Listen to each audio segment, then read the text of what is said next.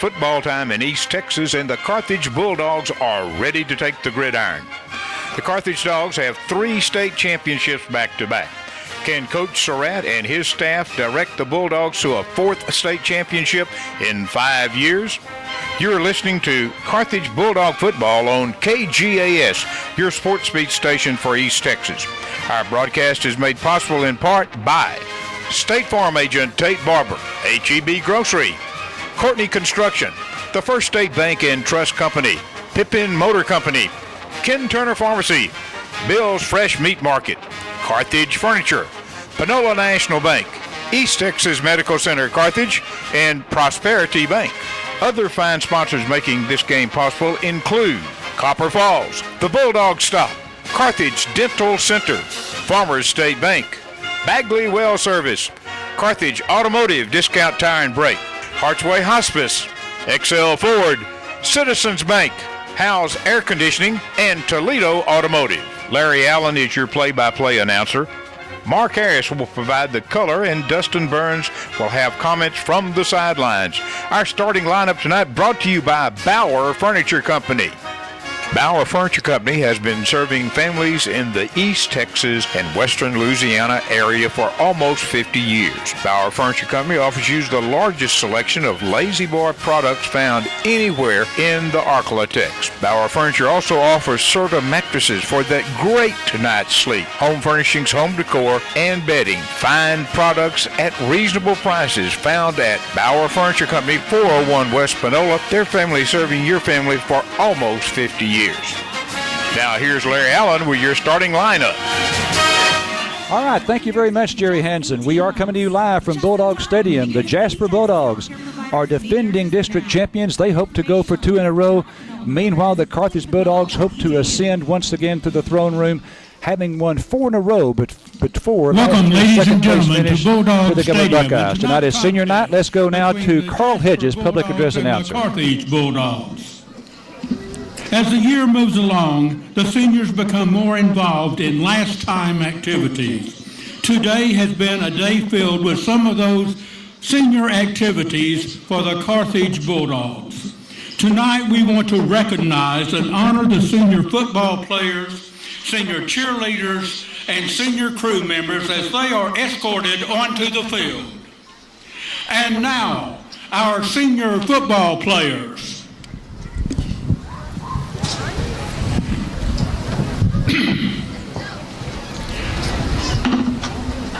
Number 2, J.D. Hill, escorted by Shanice Brooks and Alvarez Hill. Number 2, J.D. Hill.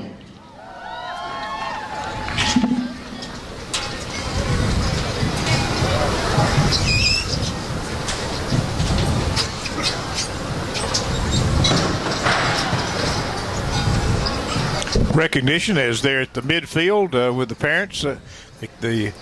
The mom gets a rose and the dad gets a handshake. Our next athlete is number 6, Deronte Brown, escorted by Fernanda Williams. Number 6, Deronte Brown.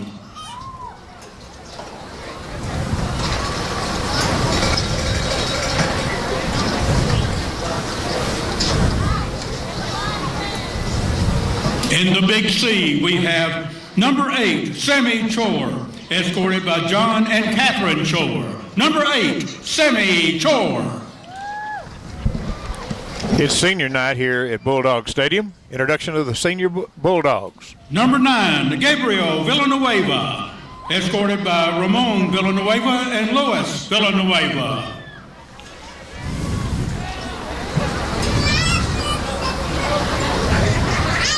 Number 15, Major Harris, escorted by Jason and Brianne Harris. Number 15, Major Harris.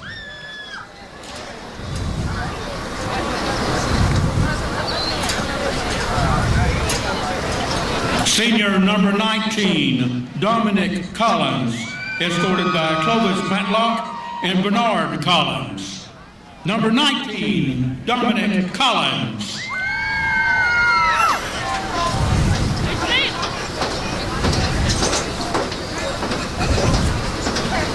Number 20, Trent Jackson, escorted by Gary and Brenda Jackson. Number 20, Trent Jackson.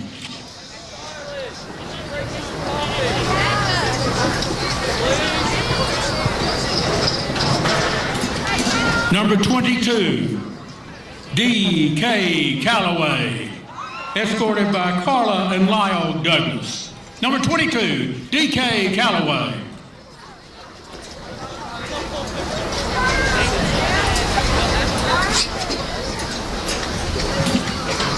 Number 28, Philip Burns, escorted by Lynette Smith.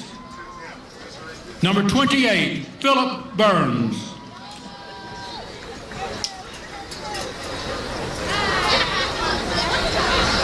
Number 31, Peyton Clyson, escorted by Tracy Clyson, Scott Clyson, and Kane Clyson.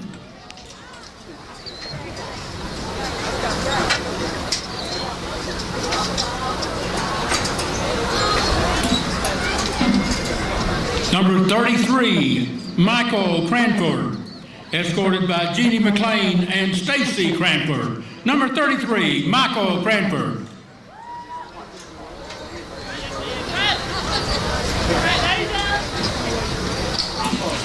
Number 48, Jaquavian Matlock, escorted by Jesse and Margaret Matlock. Number 48, Jaquavian Matlock.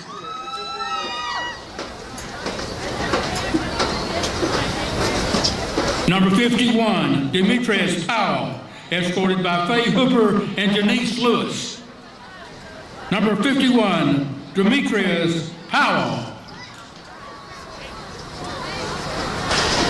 Number 64, Dexter Cloud, escorted by Ida Beck and Jackie Beck. Number 64, Dexter Cloud.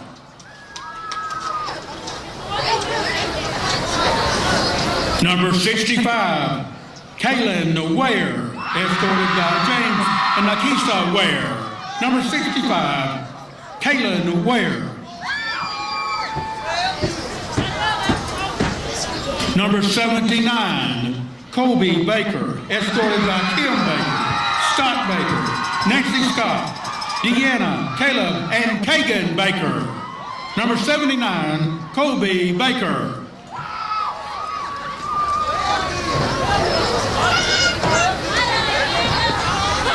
Number 81, Lane Pierce, escorted by Richard and Monica Pierce. Number 81, Lane Pierce. Number 84, Dakota Tutt, escorted by Steve and Jamie Tutt. Number 84, Dakota Tutt.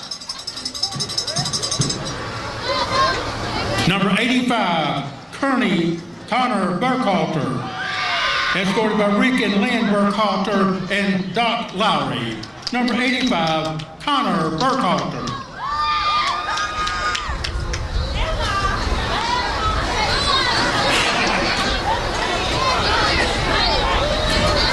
Number 99, Isaiah Golden, escorted by Belinda Golden and Anthony Golden. Number 99, Isaiah Golden.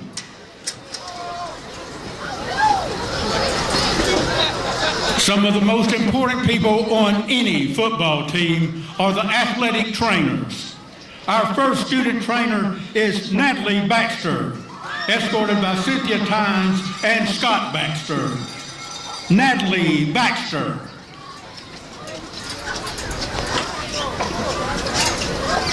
Trainer Valerie Carroll, escorted by Rex and Tammy Wall.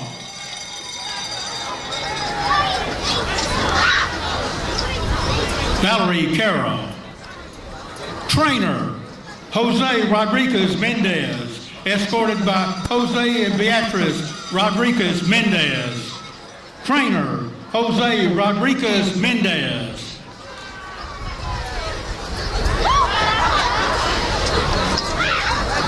And the ladies, how could we live without them, and all of the cheering and support that we get from them. Our cheerleaders, Miss Nikki Hamler, escorted by Angie Martin. Miss Nikki Hamler. Our next cheerleader, Miss Jackie Jackson, escorted by Michelle Jones. Cheerleader Jackie Jackson. Our next cheerleader, Miss Allie Jones, escorted by Tanya and John Cook. Miss Allie Jones. Miss Caitlin Pope, escorted by Kurt and Kayla Pope.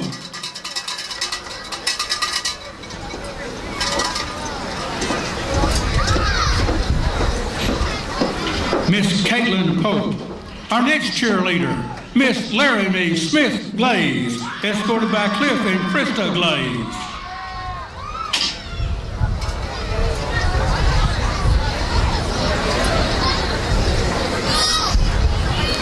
Our next cheerleader, Miss Shelby Soap, escorted by David Soap and Heather Pruby.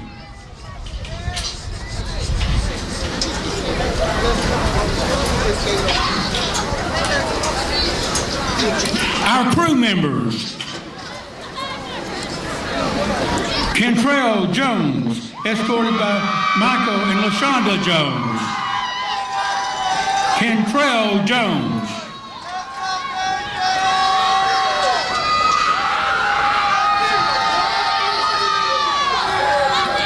Crew member Mark Taylor, escorted by Kenny and Shannon Rogers.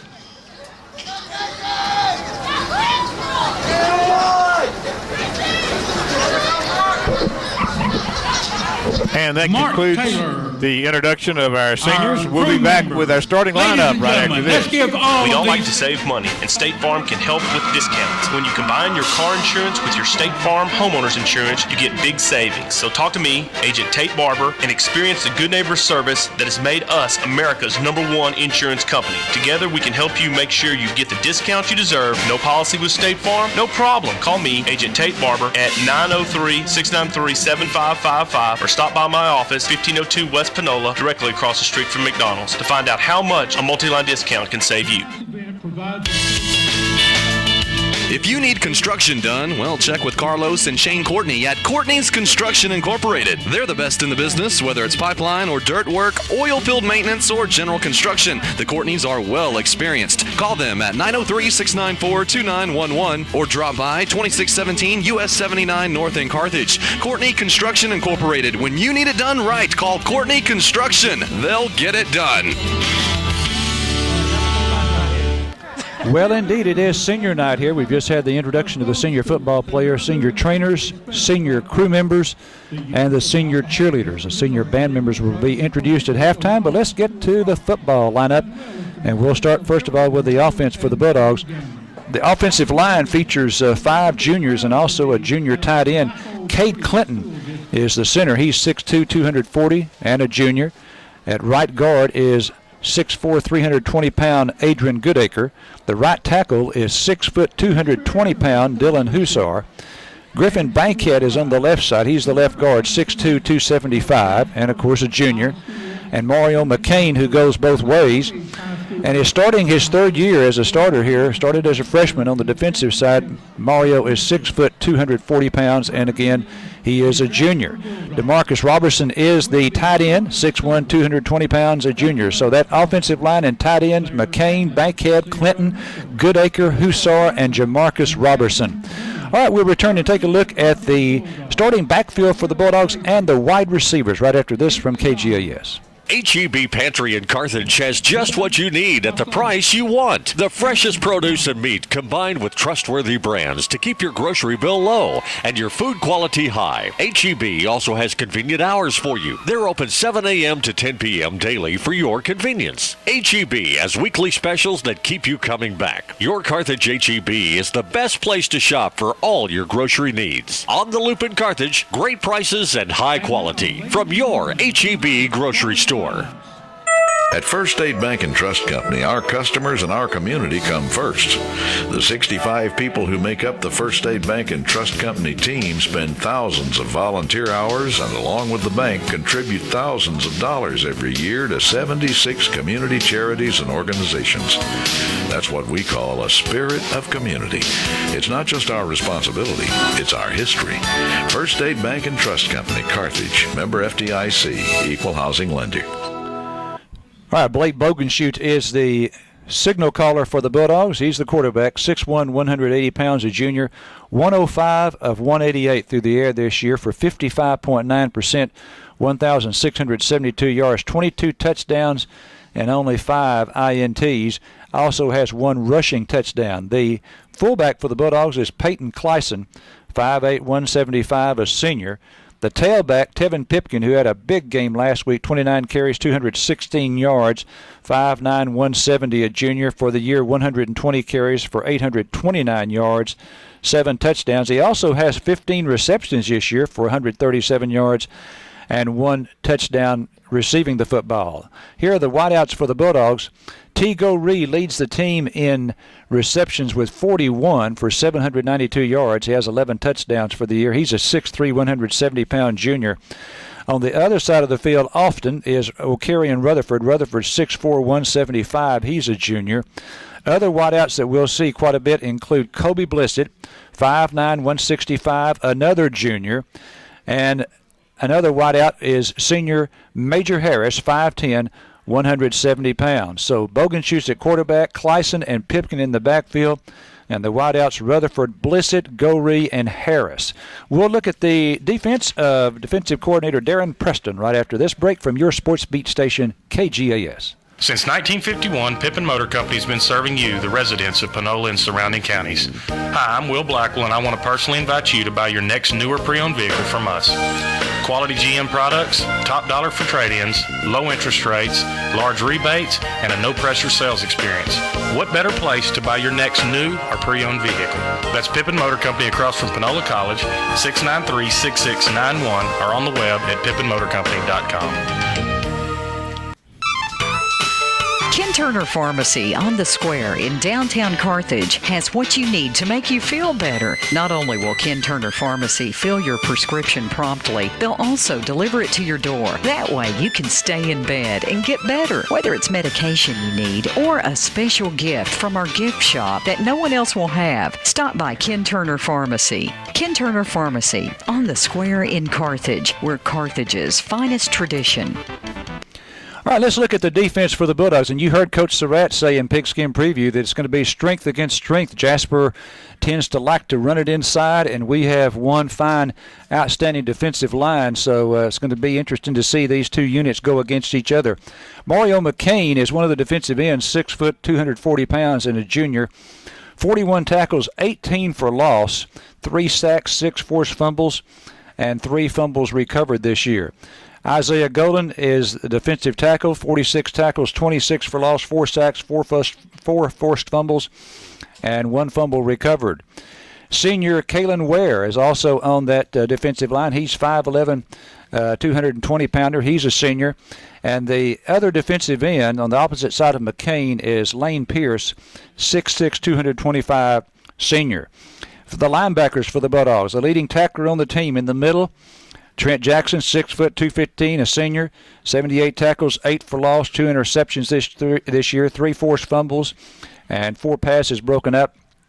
DK Callaway is a 5'9", 175-pound senior. He's a linebacker, 60 tackles this year, 2 for loss, and 2 recovered fumbles. And the other backer who's been coming on strong, the coach is liking his performance recently, Phillip Burns, 5'9", 165, a senior. We'll look at the secondary right after this from your Sports Beat station, KGAS. Bill's Meat Market in Carthage is the place to start for all your grilling needs. For the best cuts of meat, be it steaks, pork chops, hamburger, or something different, go to Bill's Meat Market at 1317 West Panola in Carthage. Don't forget Bill's Meat Market when it's time to cater your next event. Call Bill's Meat Market for complete information at 903-693-6122. For a great butcher shop as well as catering, it's Bill's Meat Market, 1317 West Panola in Carthage. Let's shop at Carthage Furniture today. Carthage Furniture, the huge store behind the car wash on West Panola in Carthage. Carthage Furniture, where you find the best in appliances, home furnishings, and home decor. Carthage Furniture, where you buy this morning and you get delivery this afternoon. Monty Bacon and his fine staff are ready to serve you. Remember, you always save when you shop at Carthage Furniture. At Panola National Bank, we represent integrity in community banking. As a source of financial strength, we're here participating in local events, helping local charities, and serving the financial needs of East Texas. At Panola National Bank, we value the strong relationships we've forged with our customers. Don't forget to download our free apps for mobile banking to better serve your on-the-go banking needs. Panola National Bank, member FDIC, and an equal housing lender. Well, we've looked at the defensive line and the linebackers. Here's the secondary. One of the corners is Dominique Collins. He was one of the seniors introduced tonight, 5'10", 175-pounder. The other corner is junior Trevor Cooper, 6'2", 175. The free safety is Sammy Chor, 5'8", 165, a senior. Gabe Villanueva, we'd love to have him back there, but he's still having a little bit of problems with that injury he's had. So Coach Surratt indicating that they've sent him back to the doctor, and they're just going to flat hold him out until the playoffs start 3 weeks from tonight. So Chammy Chor will be at free safety, and the strong safety will be Bry Bolton, leading the team in interceptions with 6. Had 2 of those 6 last week down at center. 44 tackles for the year, just a sophomore, 5'9", 160 pounds. That's a look at the Bulldogs. We'll return to Bulldog Stadium in Carthage, Texas, the Carthage Bulldogs and the Jasper Bulldogs for the District 23A Championship here tonight. We'll return right after this from your sports beat station, KGAS. Panola County relies on ETMC Carthage for high-quality care from medical professionals you know and trust. We offer a full range of services like 24-hour emergency and level 4 trauma care, diagnostics including 64-slice CT, MRI, digital mammography, bone density, ultrasound, and x-ray, and ETMC First Physicians Clinics with specialists in pediatrics and family health. ETMC is proud to be one with East Texas and one with the Carthage Bulldogs. There's nothing like football season in Texas. As the number 1 ranked bank by Forbes in 2012, Prosperity Bank wishes the number 1 ranked Carthage Bulldogs good luck as they begin their quest for another state championship. Prosperity Bank offers exceptional mortgage rates, low auto and commercial rates, along with a variety of deposit products including online banking and now mobile banking too. With over 200 locations across Texas, Prosperity Bank can meet all your banking needs just about anytime, anywhere. Go Bulldogs, all the way to another state championship. Prosperity Bank, member FDIC, equal housing lender. The price of gold is sky high, and now is the time to take advantage. Bring in your unwanted, unused, or broken jewelry to Copper Falls on the downtown square in Carthage today. Because, hey, if you don't wear it, chances are the kids won't wear it either. So take all of that unused jewelry that you have lying around in the jewelry or safety deposit box and turn it into money today at Copper Falls Jewelry and Gifts on the downtown square in Carthage.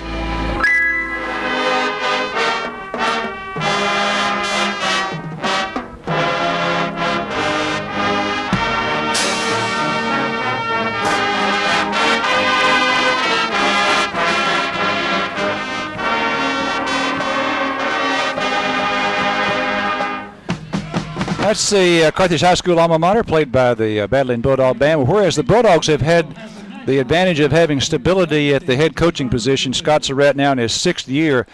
It's been a revolving door at Jasper as far as the head coach's position is concerned. Thomas Brooks was the head coach in 08, Mike Bickham in 09 and 010, Garrett Morgan, former assistant coach here in 2011, and Darrell Barbay is the head coach this year. So 4 coaches in the last 5 years for the Jasper Bulldogs. Garrett Morgan won a district championship last year, but stayed there only 1 year. He now is out of coaching at this present time.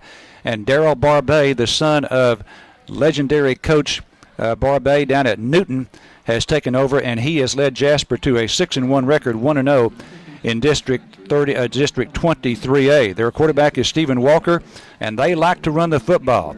Terrence Cooney is a bruising back, 210-pound junior.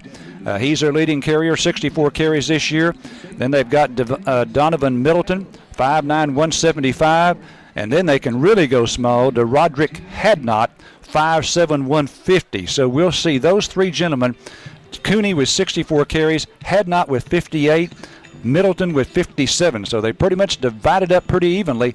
They like to run the football, and Coach Surratt saying in Pigskin Preview that we're going to try to force them into doing things they don't like to do, which is throw it. Mark Harris, former Bulldog, my broadcast partner. Mark? Yeah, I expect tonight, Larry, to see a dog fight. That's what we got, Jasper Dogs against the Carthage Bulldogs. For years, even back as far as Sleepy, we would take our first scrimmage of the year to Jasper, or Jasper would come here. Jasper has always had good athletes. They just somehow don't seem to put it together. When Garrett left here, I asked Surratt, I said, why did he leave to go there? He said, man, there was so much talent down there, he had to go try it. He said that they beat us in the 7th grade, the 8th grade, the 9th grade, and he said, so their talent level is there. So I was walking into the stands a while ago, and while their linemen were running onto the field, they ran right in front of me. Boy, they're big. I don't know how fast they are, how agile they are, but they're very big. So I expect them to try to get to their game plan tonight and keep it between the tackles and just trying to push it down our throat. One of our weaknesses, if you and I have seen every week, is against the run. Every week there's a guy that gets 100 yards rushing against us, including last week at center. Now at Choctaw, we went over some things that we would have really beaten center really bad. There was like 3 third down and longs. One of them, Isaiah, got thrown out by questioning a call, and that was 3rd and long. That would have put and then he said, I made the bad call. When we received the fumble, we tried to throw it. I should have run it on in like we had done the drive before. So he took that upon his shoulders, that he was wide open. Bogey just didn't get it to him. But anyway, that's one thing I like about Surratt. If there's a mistake on the field, just like Bolton running it back early this year, Coach said that's my fault because I should have told him if we get any kind of a turnover, lay down on it, we'll run the clock out. So he does take it upon his shoulders when something doesn't go right. But I expect Jasper to come out and try to, to upset us tonight. Of course, they're 7-1, and they got beat by West Orange Stark, who's ranked. So you can't be 7-1 and not be pretty good. All right, let's take another break, and we'll return to Bulldog Stadium right after this from KGAS. Don't drive a dirty car. Get the sparkle back when you have your car, truck, or SUV detailed at the Bulldog Stop in Carthage. No appointment is necessary. Cars just $45. Trucks and SUVs $55. And pickup and deliveries available at no charge. While you're there, try their delicious plate lunches served daily. They also cash payroll checks, and bags of ice are available for 99 cents. Stop by and get a whole hot and fresh pizza for just $9.99 or just a hunk for $2.99. It's all at the Bulldog Stop, West Panola Street in Carthage. Carthage Dental Center is now scheduling new patients. They offer dental cleanings, whitenings, dentures, partials, extractions, and wisdom teeth extractions. Don't worry, it won't hurt. They do have nitrous and sedation. Now, Carthage Dental Center is located at 401 North Adams in Carthage. They're open Monday through Thursday from 7:30 in the morning until 3:30 in the afternoon, and they accept children's Medicaid, CHIP, Care Credit, insurance, private pay, and of course, all major credit cards. That's Carthage Dental Center. Stop by today.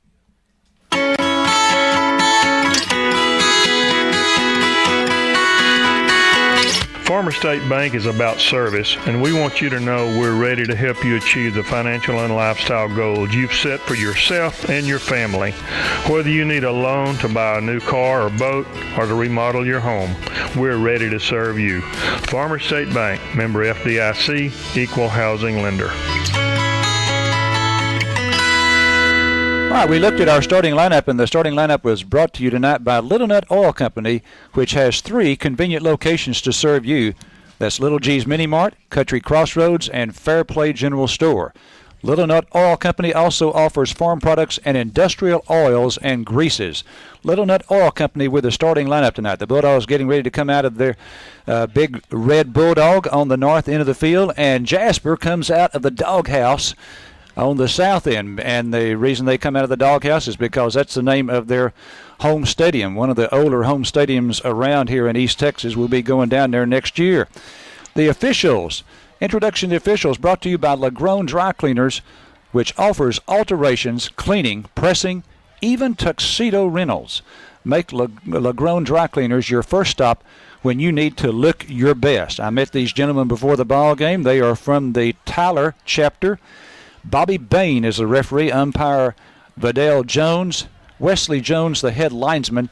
Line judge is Tracy Ainsworth, and Greg Jones is the back judge. And, you know, Mark, as I read these each week, I often notice that we have the same last name, perhaps with two of the officials, you know, perhaps related to each other. We've got 3 Joneses tonight. Well, how about that? We try to keep up with the Joneses. There you go. All right, the Bulldogs tonight are going to be in red uniforms with white numbers and red helmets, and the Jasper Bulldogs are in white uniforms with maroon helmets and maroon numbers. And you mentioned what Garrett Morgan told Scott Surratt. I, too, asked Garrett last year. I said, you know, sorry to see you leave. And he said, Larry, he said, I've just been watching these guys beat us in the lower grades. And he said, I've been watching this job for a long time. And it came open, and he jumped at it. And I don't know why he left. It's not been told really, but I understood it was because they wouldn't buy into his system. And that was the problem before, even when Bickham was there. They had some problems that way. And so, you know, I hope Garrett gets back to coaching because he was a real good coach, defensive coach. And maybe he's in a family business, I think, right now. But I think his passion is still – but he likes to go fishing. So – I mean, he loved to fish, that guy did. Is there much fishing out in West Texas? Oh, is that where he's at That's now? where he is. Yeah. He's missing. He'll be home then. He'll come back to the Pine Curtain. Not near as much as Sam Rayburn. That's right. All right, we're coming to you live from Bulldog Stadium, Carthage, Texas. This is the Class 3A District 20 game between the Carthage Bulldogs and the Jasper Bulldogs. Carthage 2-0, Jasper is 1-0. And this game, in essence, is for the district championship. Now, Carthage next week has Diboll remaining. The Diboll is certainly not one of the difficult teams in the league. Jasper, however, has 2 games remaining. They've still got Huntington and also Center. They'll play at Center the last week. That could decide the seeding right there for Division II, couldn't it? It could. And, you know, expect Center to be pumped and ready. If they had both us and Jasper at home this year, they sure want to win at least one of those ball games because they'll have to travel next year. And, you know, the difference last week, Larry, I thought, was that we just had a much superior quarterback. You know, their quarterback struggled throwing the ball last week. They had a good running back. But all in all, I think when we have a good quarterback that can take the pass, also pass along with the run, that's what makes us balanced, and that's what I feel like tonight. If we stick to our game plan and don't give them the ball, you know, take care of the ball, that we'll be okay. All right, here come the Bulldogs. And the referee and also Scott Surratt are both out there at the C to make sure that teams stay separated. Final home game of the year for the Bulldogs in the regular season, and barring a home-and-home flip in the playoffs, which I doubt will occur, this is the final home game of the season for Carthage. Bulldogs will play Diboll next week, and then they'll be off, and then they'll start the playoffs in 3 weeks from tonight. Well, you know, a while ago they introduced all the seniors. It's amazing how many starters that we're losing off of defense. They kept naming them. I went, oh, God, he's leaving too, he's leaving too. So we'll have some holes to fill next year. Under the direction of Bandmaster Nicholas. All right, here we're getting ready for the national anthem from Bulldog Stadium.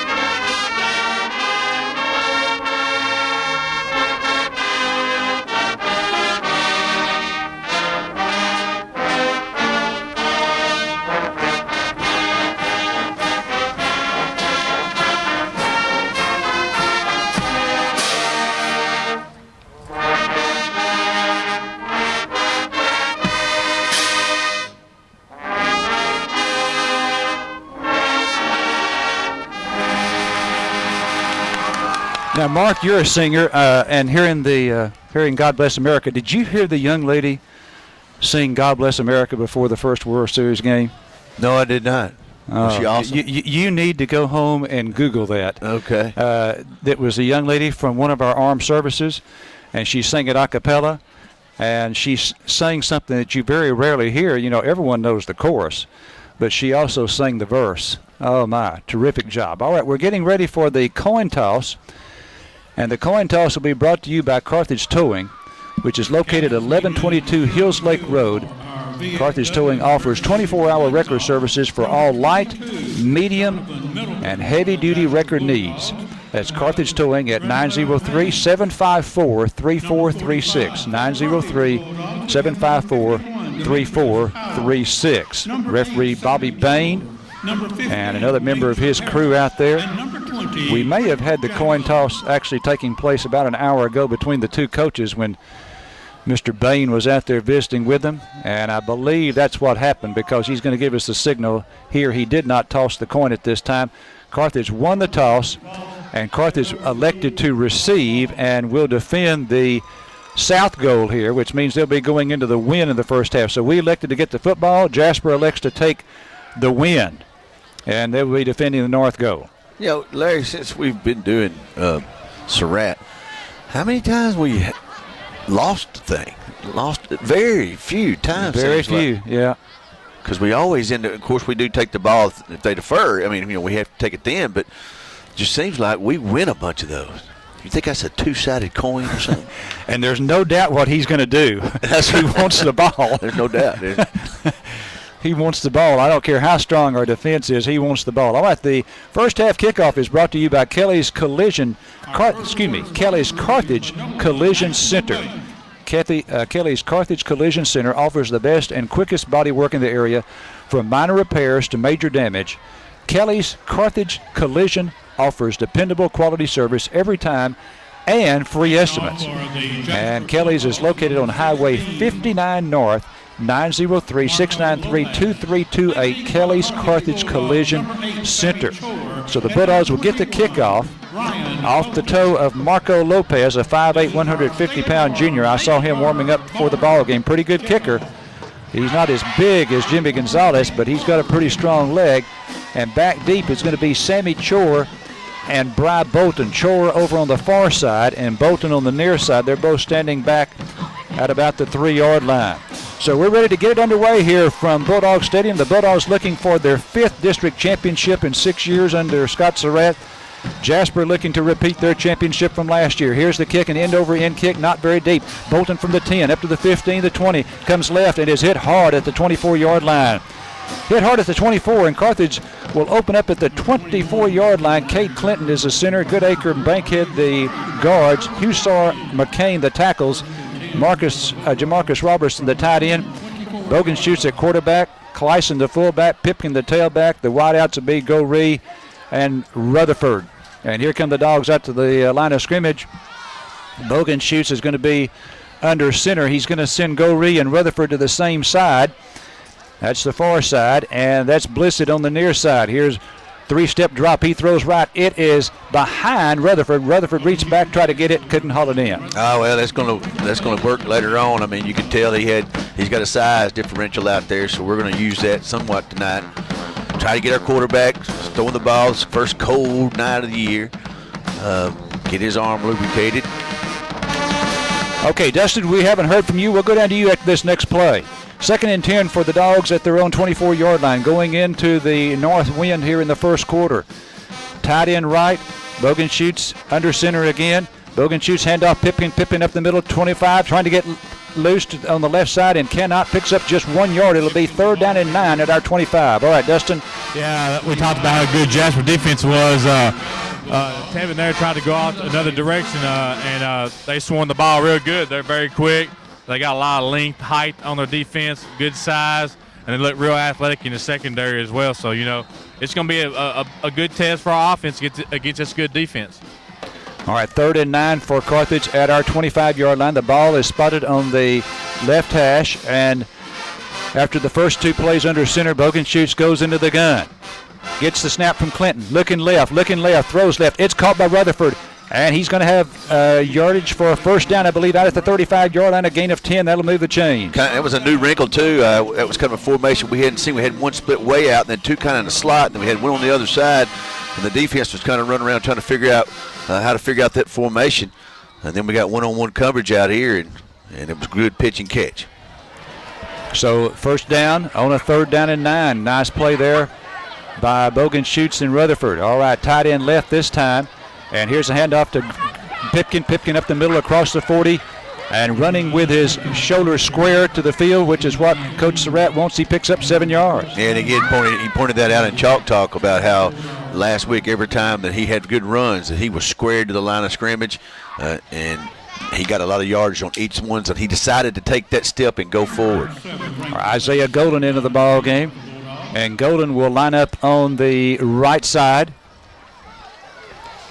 Let's see, we've got timeout while the ball evidently was moved accidentally. So 2nd and 3 for Carthage at our 42. Isaiah Golden in at a tight end on the right side. Double tight end formation for Carthage. 2 receivers out to the right. Here's a handoff. It goes to Pipkin. Pipkin goes right. Now it goes up the middle to the 45. Still on his feet at the 48. And it's going to be pushed back after a gain of 6 and another first down. Yeah, he picked his way through that pretty decent block in there. And he picked his way up for a first down. They showed pictures of Isaiah blocking last week. He just was crushing some guys. That's a 7-yard gain out to the 49. Second first down in this drive. Carthage taking the opening kickoff, picked up 2 first downs, now at their own 49. Bogan shoots again in the gun. We've got 3 wideouts to the right and 1 to the left. Pipkin is with Bogan shoots in the backfield. So 4 wideouts on this play. 1st and 10 from our 49. Snap back to Bogan shoots. Pretty good protection. He wants to go deep. Now he's being flushed out of the pocket. He's rolling to his left. He throws left. It is caught. Beautiful throw to Blissett, and Blissett has it at the Jasper 36. Yeah, he was flushed out of the pocket. He had to roll to his left, and he came out of a spin and looked downfield. He's always looking for a receiver. Found one streaking across the field. First down, Bulldogs. That was a good job by Kobe coming off his route to the middle of the field when Blake rolled out, coming to the sidelines. Nice pitch and catch there. All right, we'll call it a 15-yard completion to the 36-yard line. It's actually spotted between the 36 and 37. We'll call it the 36. So 1st and 10 from the Jasper 36-yard line. Bogan shoots under center again. Pitch out Pipkin, going left to the 30. He breaks it. He's going to score. Pipkin to the 10. Pipkin 5. Pipkin touchdown. 36-yard run, Tevin Pipkin. And once he made his cut, there was a clear lane. He put those shoulders square, and then they couldn't have called him if they had to. Good run by Tevin. 9:27 left here in the first quarter. Bulldogs take their opening possession and go down and score against a 7-1 ball team. All right, Jimmy Gonzalez coming in to attempt the extra point with 9:27 to go in the first quarter. Pipkin picking up 51 of those yards on the drive. Good snap. Here's the kick, and it is away. Plenty of distance, and it's good. A great kick into the wind by Gonzalez. It's 7-0 Carthage. 9:27 to go in the first. Back right after this.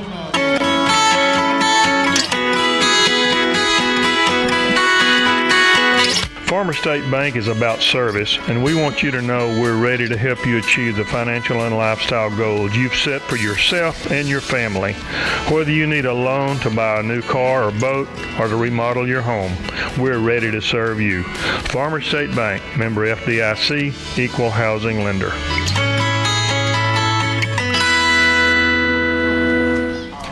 All right, the Bulldogs score on their first drive of the ball game, take the opening kickoff. And they drive 76 yards. 76 yards to score 51 of those coming on 4 carries by Tevin Pipkin. He scores on a 36-yard touchdown run. The kick makes it 7-0. Looked really sharp on that. Picked up a 3rd and 9 on that first possession. Balance. Balance. If we keep balance, we're going to be in good shape. That was a good job by Tevin. I can't tell if we ran like a little stretch play or a sweep, but they kind of Jasper over pursued, and Tevin didn't panic. And whenever he saw a crease, he planted his left foot, hit the crack in the line, and went in for a touchdown. Nice vision by Tevin. All right, Gonzalez ready to kick. Remember, this will be into the wind, and it's a sky kick right. Sky kick right. and they call for the fair catch. That's about where Surratt wants it every time. He actually wants it, he said, between the 28 and the 32. That's at the 25. You don't want to get it much deeper than that. There will be return, but there they made the fair catch. That's right. That's what he said in Chalk Talk. That he points out when we kick off, even in Chalk Talk, he'll say, no, this is where we wanted it. Look where he put it. You know what I mean? They expect Jimmy to put it right way, and he's usually within 3 or 4 yards of where it's supposed to be. The long kickoff return by center last week. He didn't put it where we wanted it, and also then we had someone that got out of the lanes. All right, Walker is their quarterback, and he has the big and he's going to keep it himself. Walker cuts upfield across the 30, out close to the 35-yard line, and he has 9 yards on first down. The quarterback. Yeah, he faked in the middle. It looked like they had a bad exchange there, but that's been our weakness over the last few years. If we had a quarterback that would read that zone read and then keep it and go to the outside. All right, their quarterback is Stephen Walker, 5'10", 190, a junior. And they've got 3 running backs. This is the biggest of the 3 in there right now, 5'10", 210-pound junior. And here's Walker with the play-action fake. He's going to throw to the right side and throws it away into the Carthage bench, getting some heavy pressure there by one of the Dogs. Yeah, and then if you look downfield, we had people covered. And once he saw that, he just had to get rid of it. But they're going to do something that they haven't done too. You know that. They've watched our films, and they're going to try to do things that they think we're weak at. And that was a perfect position to throw second and short. So after not completing on second and short, now they've got a chance here on third and short to pick it up. Cooney, their big running back, 5'10", 210-pounder, is in there. And he gets a handoff, and he's hitting the backfield for a loss. Isaiah Golden making contact in the backfield, and he loses 1. I don't think I've seen that in a long time, where a lineman just busts through there with his man under him and mess up the play where we get the tackle behind the line of scrimmage. That right there shows why he's highly recruited. Isaiah Golden, a Texas A&M commit. With the tackle, and on 3rd and 1, they had 2nd and 1. They didn't pick it up on a pass play. 3rd and 1, lose 1. It's now 4th and 2, and their kicker Lopez will come in.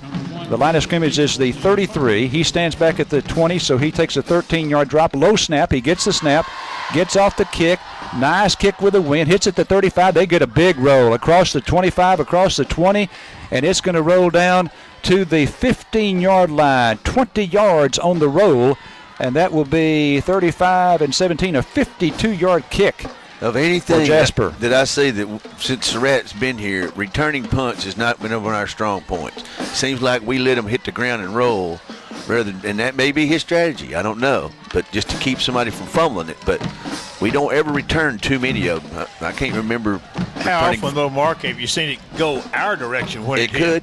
It could do that. That's why it's shaped the way it is. Yes.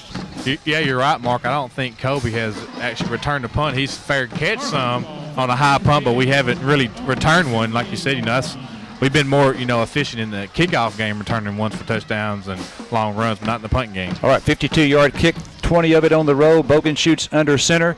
Pipkin behind him in the backfield. Play action fake. He wants to throw it. He's going deep over the middle, and no, he throws it to the right side, and Major Harris fell down. I think he may have been in the intended receiver. He looked like he was going to do a down, out, and up, and he looked like he lost his footing, and there was just nobody there. So 2nd and 10 at the 15. If you've just joined us, Carthage took the opening kickoff, started their first position at the 24.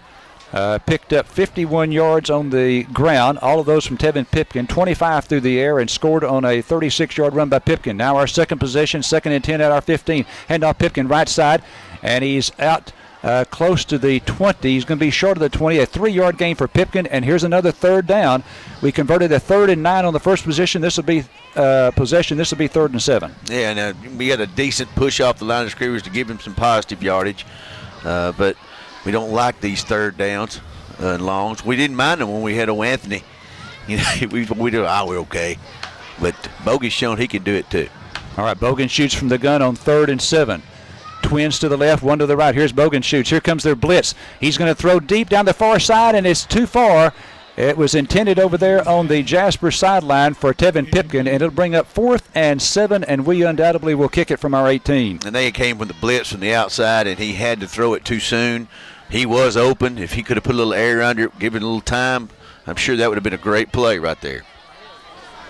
So Carthage will punt now from our 18-yard line. Carthage will punt from our 18. Our first punt, remember, Jasper had a 52-yarder, 20 yards of that on the road with the wind. This is into the wind.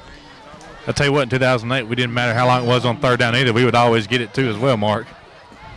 Right. All right, here we wait the snap from Major Harris. Good snap, waist-high snap. Here's a rugby-style kick.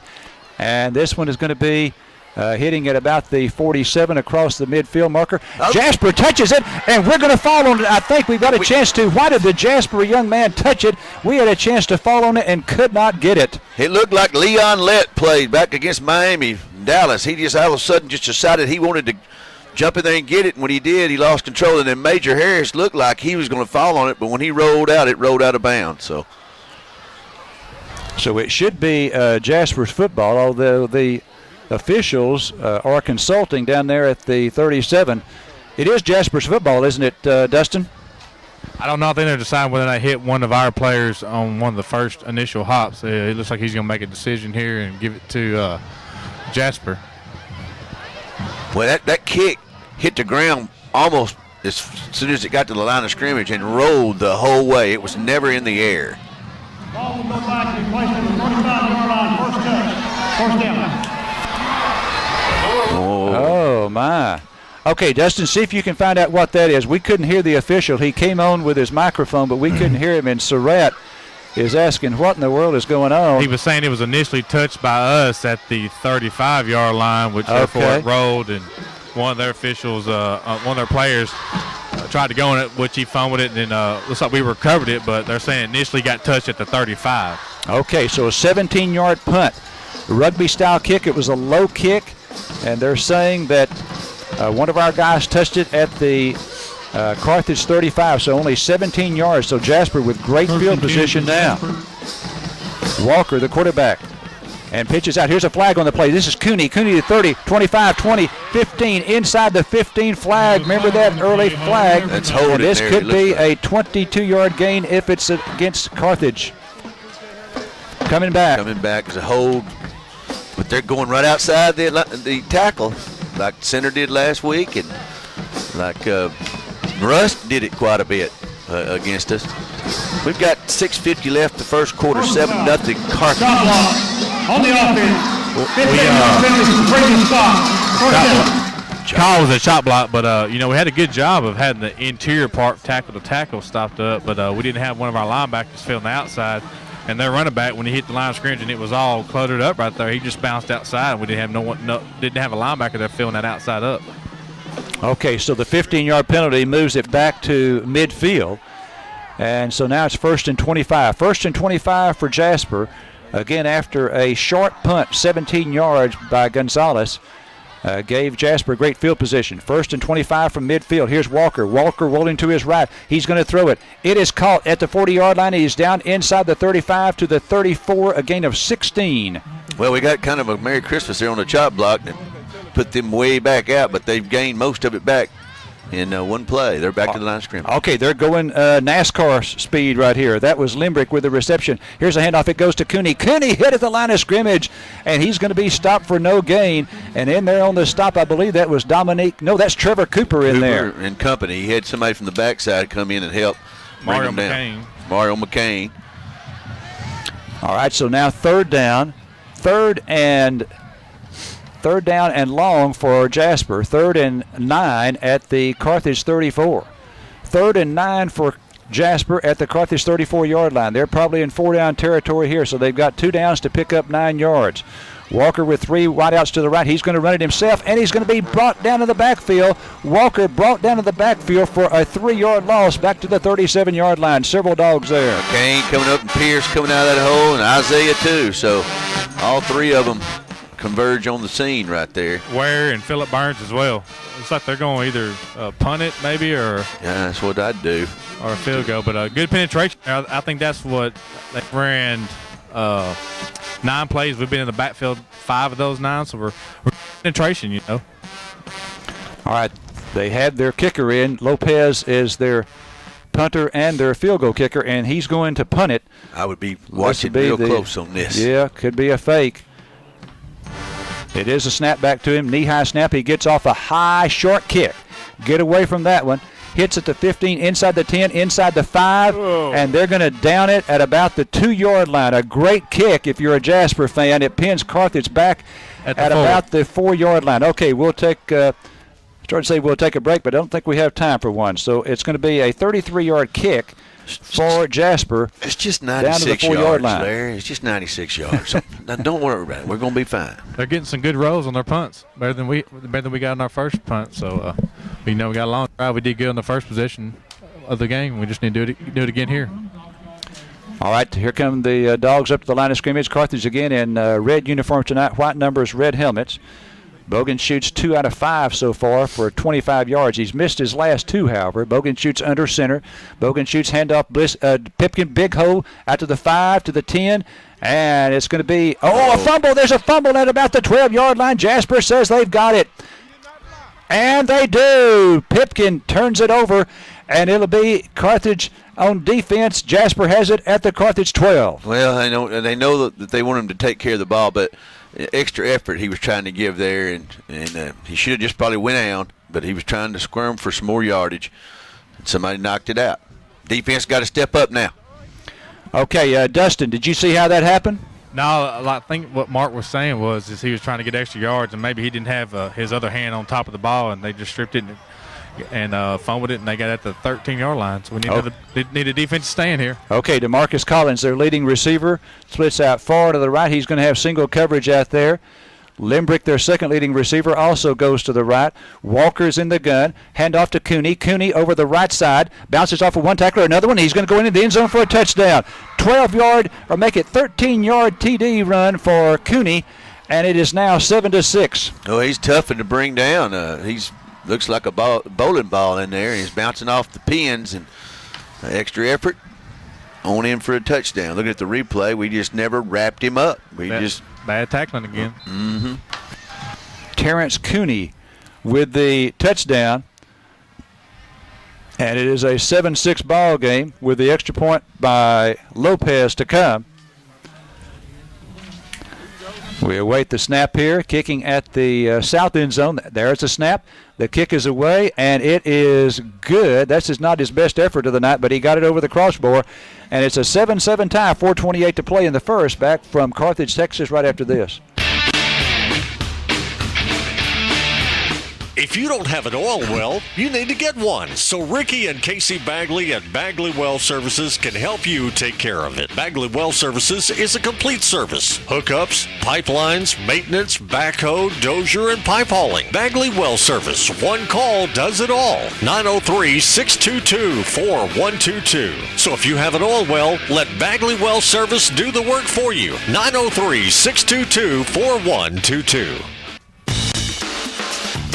Tired of going to one place for this and another place for that? Tired of being without your vehicle for weeks? Then come to Carthage Automotive Discount Tire and Brake, where we are more than just tires and brakes. We are your complete automotive repair center. Diesel engine? No problem. Gas engine? Bring it in. Our friendly staff and experienced certified technicians are here to give you the expert quality service you deserve. Carthage Automotive Discount Tire and Brake, your complete automotive repair center on the corner of West Panola and the Loop. Well, one very costly turnover for the Carthage Bulldogs at the 13-yard line, and Jasper scores on the very first play. Here's a short kick, and it's balls on the ground. Let's see, and I think Jasper's got it. They do. Jasper coming with a squib kick. It was a high, very short kick. Our receiver tried to come down with it. He could not hold on to it, and Jasper recovers it, and they have it at the Carthage 45. Well, it looked like to me, he didn't throw a fair catch up there, and the guy hit him about the time he caught the ball, but he did not say fair catch, and so that was a mistake. Yeah, and it's one of our front linemen, and one of the front 5 guys are usually a lineman. He was number 51, and he's probably ain't accustomed to signaling for a fair catch, and he caught it, and then he got hit, and the ball came out. But they got to be aware of the situation and what's going on, and signal for that fair catch. Demetrius Powell. So Jasper taking advantage of a Carthage fumble on the preceding possession at the 13-yard line, scoring a touchdown on the very next play, and then with a short kick there, and the Bulldog lineman, as Dustin said, not calling for a fair catch, and he tried to catch it. Jasper arrived just in time to knock it away, and Jasper with the football back again.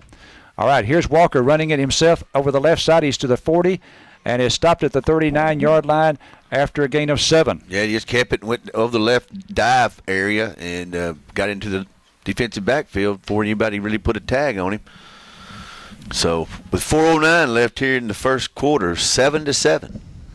Second down and 3 now for the Jasper Bulldogs. They have it on the left hash at the Carthage 39-yard line. 2nd and 3 at the Carthage 39 for Jasper. 7-7 tie here in the first quarter. Snap back to Walker. Walker under heavy pressure. He's going to be sacked back at midfield. Coming on the blitz that time was Dominique Collins from his corner position, and that's going to be a loss on the play of about 11 yards. Yeah, coming from his backside, and he didn't see him until he got with about 2 or 3 yards away from him and didn't have time enough to get away from him. So that was a good. We don't do that a whole lot. We don't do corner blitz a whole lot, but I guess they've seen something that's their weakness, and that's what they went after. Boy, Dominique came full tilt, didn't he? He sure did. All right, that was a big play there. They had 3rd down. They had 2nd and 3, and now it's 3rd down and 14. 3rd and 14 from midfield. Snap back to Walker. Walker play action fake. Now he pump fake, and he throws to Limbrick. Limbrick in all sorts of trouble. Boy, we swarmed Limbrick on that play, and he lost 3 more yards on the play. Well, you talked about earlier that we wanted to make them do things that they don't usually do, and with the 2nd and 3, you wouldn't think that they would go to the pass because they have such a good running attack, and then we throw them into a passing situation and try to screen, and we just wouldn't let them out of it. Okay, that's a loss of 2 instead of I called it 3, but a loss of 2. And so, boy, a great job by our defense following our mistake on the kickoff. Here's the kick by Lopez, and this time Blissick calls for the fair catch. Boy, it looked like that almost came out of his arms, and he makes the fair catch at the 24-yard line. Yeah, that's right. It's one of very few punts he's caught this year totally. But every one he's fair caught, he's done a good job on. That's why he's there. He's got great hands. If you watch him catch the ball as a receiver, you'll see they throw the ball anywhere around him. He's usually going to catch it. But didn't he just barely it juggled that a little bit? Okay. Yeah, he bobbled it a little bit. It certainly caused concern. All right, Carthage now 1st and 10 at our 24. So we dodged one bullet. We couldn't dodge the bullet down at the 12-yard line on Pipkin's fumble. We dodged the bullet there, and we get it back. Okay, here's Bogenschutz, play action fake. He wants to throw it. Great protection. He's going deep for Goree, and it is caught at the 30. He may score 20, 15, and he's dragged down to the 12-yard line. What a toss that time from Bogenschutz to Goree. Yes, sir. And he just put a bunch of air under it, and he caused separation right there at about the 40, caught it around the 20, the 35, 30. They finally drug him down inside the 15-yard line.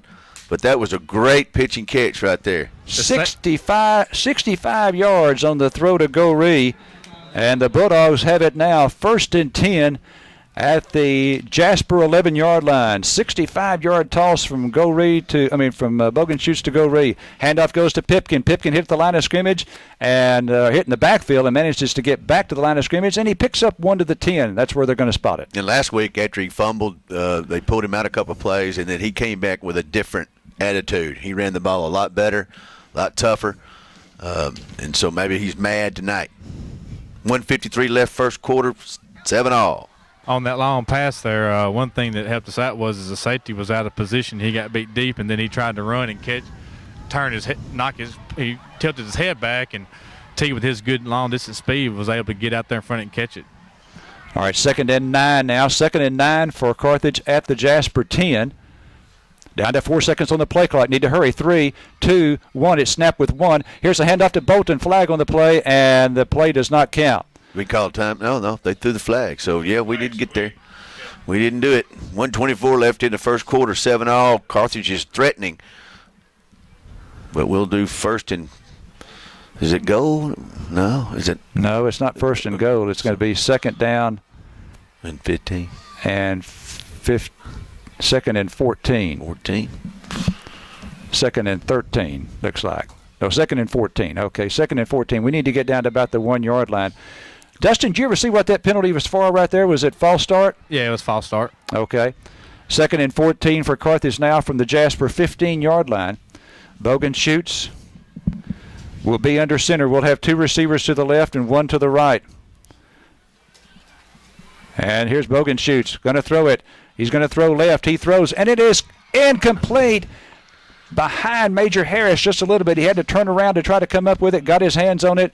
Incomplete down there at the 1-yard line. Well, Bogey had to throw it again. They had a lineman beating on him, but it possibly was a catchable ball because he made him turn around backwards to catch it, but it hit him in the hand. Sometimes that you make a great catch there. Yeah, he had to really turn around and stretch his hands back to the right side of his body to catch it. And like you said, he had to throw it, and Major got his head around quick, just a little bit behind him. All right, 3rd and 14. 3rd and 14 at the 15-yard line. If we don't make it here, then we're going to have about a 32-yard field goal into the wind. It looks like we're going to call a timeout here. Okay, play clock down to 3. Looks like, I think you're right, going to call a timeout. And we do. All right, timeout on the field. 1 minute to go in the first quarter. We'll take a break here. Are you or a loved one suffering from a life-limiting illness? Let Heart's Way Hospice be there for you. Our experienced and compassionate team of nurses, social workers, home health aides, and chaplains will help guide you through the difficult days ahead. For more information, please call our office in Carthage, 903-690-9924. You will not walk alone with Heart's Way Hospice. All right, we're back at Bulldog Stadium in Carthage, Texas. Jasper and Carthage in a key District 23A encounter. Both teams undefeated in district play. Most likely the district championship on the line here tonight for sure. If Carthage wins it, they've got a district championship. They're 5th in 6 years under Scott Surratt. Score is tied right now, 7-7. Carthage with the football. 3rd and 14 at the Jasper 15-yard line. And probably if you look at the stats so far, you see that we have a lot more offense than they do because we gave them the ball inside the 15-yard line, and they had a short way to go for a touchdown. You got to give hats off to our defense, too. They've done a great job here in this first quarter, and the offense is doing a good job, too. We just had the punt that one time and fumbled on the next possession. So they get a first down here and get some more points on the board. All right, Bogan shoots under center. 2 receivers to the left, 1 to the right. Here's Bogan shoots, pitch out Pipkin, and then he pitches back to Goree. He's going to throw to Bogan shoots. He's got it at the 17 to the 15. He falls down. A completed pass. Here comes a late flag. That was a special play. The pitch out went to Pipkin. Then he pitched it to Goree. Goree throwing to Bogan shoots. I saw them working on that play this week in practice. And Bogan shoots caught it and then fell down at the 11-yard line, but in comes a late flag. It looks like he came in, after he was already down and jumped on him, so that'll be an automatic first down if it is a foul. That's correct, automatic. I think he saw how much space there was and kind of tripped those on feet. We ran that play against White House 2 home games ago, and we ran it before. We usually run it toward our side, but we ran to that side, and T kind of threw it a little bit short, but Blake, being the good athlete he is, was able to kind of catch it at his knees and he kind of tripped on his own feet. But we get first down and go at the 6-yard line. Well, he looked like he had clear yardage for a touchdown if he could have kept his feet. The football, he fell down at the 10, and half the distance to the goal line takes it to the 5. But the key part there is automatic first down. Pitch up Pipkin. Pipkin going left and is brought down for either no gain or a short loss. They'll call it no gain to the 5. It's going to be 2nd and goal from the Jasper 5. There was a good defensive play on the right-hand side of the defense for Jasper, who had great penetration and made Pipkin turn his direction, and then pursuit from the backside came in and made the tackle. Jasper does a good job of pursuing the ball. They're not getting a whole lot of rushing yards here, especially at that first drive. All right, 2nd and goal for Carthage at the Jasper 5. Ball just to the right of the left hash. Clyson wing left, goes motion to the left. Here's the throw into the back of the end zone. Caught by Rutherford for a touchdown. They say he was out. Oh, that looked close. That was a one-handed catch, too. That was pretty. Let's see if they show a replay of that. They won't because it's too controversial. It could go. I think he did have a foot out of bounds. You don't think he had one inbounds? I don't think he did. Let's see here. Oh, it's kind of hard to tell in fast motion, but they're putting 8 in the box right now, especially when we get in our 2-back set with a tight end or 2 tight ends. They're putting 8 guys in the line of scrimmage, and they're trying to shut our run down, make us throw. Well, that'll be fine. That was right at the very back of the end zone. All right, now it's 3rd and goal from the Jasper 5. Here is a play-action fake. Bogenschutz going to run it himself, trying to go left, and cannot. They had a couple of guys out there, and it's going to be 4th down and goal from the 5-yard line, and timeout is called. That's the end of the quarter. All right, end of one. It's 7-7 tie. We'll be back from Bulldog Stadium right after this. At Excel Ford in Carthage, our trucks are built Ford tough. They've got great looks, top performance, and big savings built in. A hunter's dream machine, like a new 2012 F-150 Super Cab, while they last $25,160. Thinking green? You're going to love our 2012 F-150 Crew Cab EcoBoost at $32,805. And there's our new 2012 F-450 Dually. This bad boy's just $34,250. Call us Truck Headquarters at Excel Ford on the Southeast Loop in Carthage. New 2012 models plus tax, title, license, factory rebates, approved credit. At Citizens Bank, you'll be impressed, 'cause we stand for your success.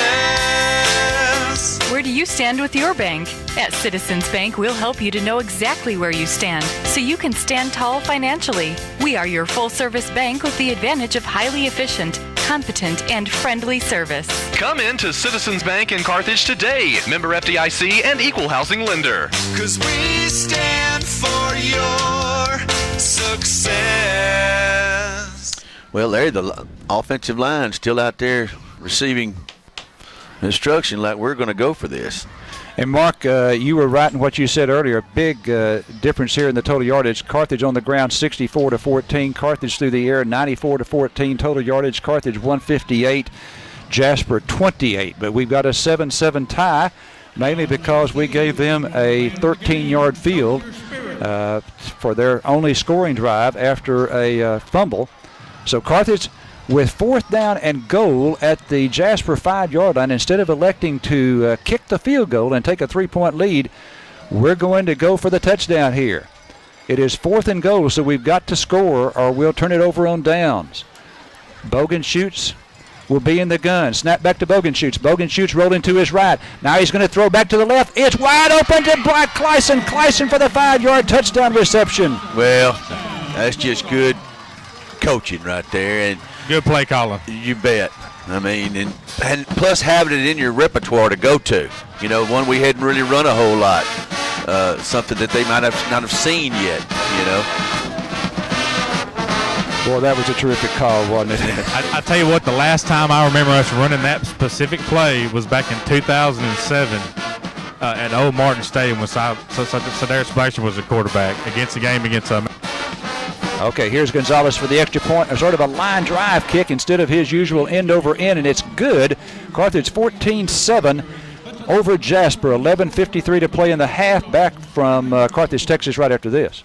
I can't take this heat anymore. We need a new air conditioner. Now, sweetheart, that's a lot of money. And look, you cheapskate, that old half-cooling rust bucket of an air conditioner outside is costing us more to run than it's worth. It's time to call Hal's AC and Electrical and get Hal or Bruce Whitaker over here to install a new energy-efficient central unit that will cool our house down. You either call Hal's AC and Electric or I'm moving in with my mother. Well, I'm thinking. Call Hal's AC and Electrical at 903-693-7451. The law office of Chris Irvin is a proud supporter of Carthage football. Got a DWI or other criminal case? Do you need your child support adjusted? Attorney Chris Irvin, now located at 123 West Sabine in Carthage, handles criminal cases, family law cases including divorce, child custody, and child support issues, and estate planning. Whether you're preparing your will or probating the estate of a loved one, any problem, no matter how big or small, give Attorney Chris Irvin a call at 903-693-6637. All right, Jimmy Gonzalez is going to kick it. Remember, we've got the wind here in the second quarter. I think the wind has died down a little bit from the time that I arrived here. Here's a short kick for us, and it's going to hit, and it goes along the sideline. And let's see, did we get the football? And there's a flag on the play, too. It was sort of the same type kick that Jasper had, a very short sky kick. If it goes out of bounds, it's automatically a flag, I think. Yeah, I don't think number 8. I think that was maybe Sammy Chore. He wasn't looking for it, or he wasn't expecting it, or was kicked shorter than what he thought it was. But if he'd have just been looking up in there, he'd have been able to catch it. Actually landed behind him and then rolled back toward the end zone going south on the field. Well, okay, so the bottom line is Jasper's going to have the football. And from where the official has it right now. It'll be at the 27-yard line. As Dustin said, I think Jimmy misfired on that. It was meant to go deeper, and instead it was a very short kick, landed within a yard of being out of bounds, but hugged the sideline as it went south, and Jasper's going to wind up with it. And as Dustin said, Sammy Chore, if he'd known what was going to happen, he could have caught it on the fly. There's some weird kickoffs this year, haven't we? You know? Did the guy signal fair catch? Could y'all tell if he signaled I for don't it? think he did. But with it being out of bounds, would be an automatic flag. Well, usually the guy on the end, on the sideline, the end guy, he's kind of like the gunner. He's going down there fast as he can in case that guy fumbles it if he signals fair catch or to make the tackle.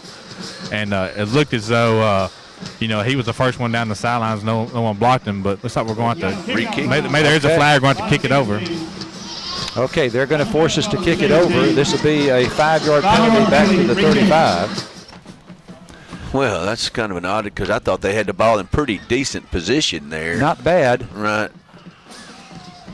Maybe they want us to kick it deep because he said they weren't going to kick it deep to these guys in Choctaw. Okay, one of their top rushers, Middleton, is back deep along with their top receiver, DeMarcus Collins. Both of these guys ran 4.45s in the 40-yard dash at the Baylor camp, so they've got their speedsters back deep. He talked about that little short guy. He said they have a real short guy, but he's all muscle, and you see him out there, number 22. Not as short as the guy from Huntington a couple of years ago, whatever it was. They had that one kid that was just really small. Okay, that's Hadnot. That's one of their running backs. He's rushed it this time 58. This year 58 times. That's Hadnot. Okay, Gonzalez ready to kick off this time from the 35. And here it is. Here's a sky kick right, and they're going to make the catch at the 33-yard line. Make it the 32. Okay, well, that's what he wants. He wants it from the 28 to the 32. Flag again. And another flag? I think he's signaling off sides again. Flag on the play. That is hot. We got 11:52 left in the half. We're ahead 14-7 here. We're just trying to get a good kickoff. They might better go ahead and take this one. Look, they had pretty good field position, maybe the 30-yard line? 32. They're going to make us kick it again. Well, I think Barbay knows that we don't want to kick it deep, and so if he just keeps backing us up, he's going to get good field position because we don't want Middleton or Collins again. Coach Surratt telling us in Pigskin Preview, both these guys ran 4.45 40-yard dashes at a Baylor camp. That's really good speed. Middleton and Collins are back deep. Those are the two guys with those impressive numbers on the 40-yard dash. So this time, Gonzalez has it teed up at the 30-yard line. And we'll see if we're going to get another sky kick. I would think so. I doubt that we kick it deep to them. Carthage leading 14-7, 11:52 to play in the first half. Here he advances on the ball. Another sky kick right this time. They call for their fair catch, and they make it this time at the 41. So they gained 9 yards by accepting that last 5-yard penalty. They had it at the 32. This time they'll take over at their 41. 40-yard line. 11:51 left here in the half. 14-7 Carthage. Jasper has the ball now. Defense has had a little bit of a rest.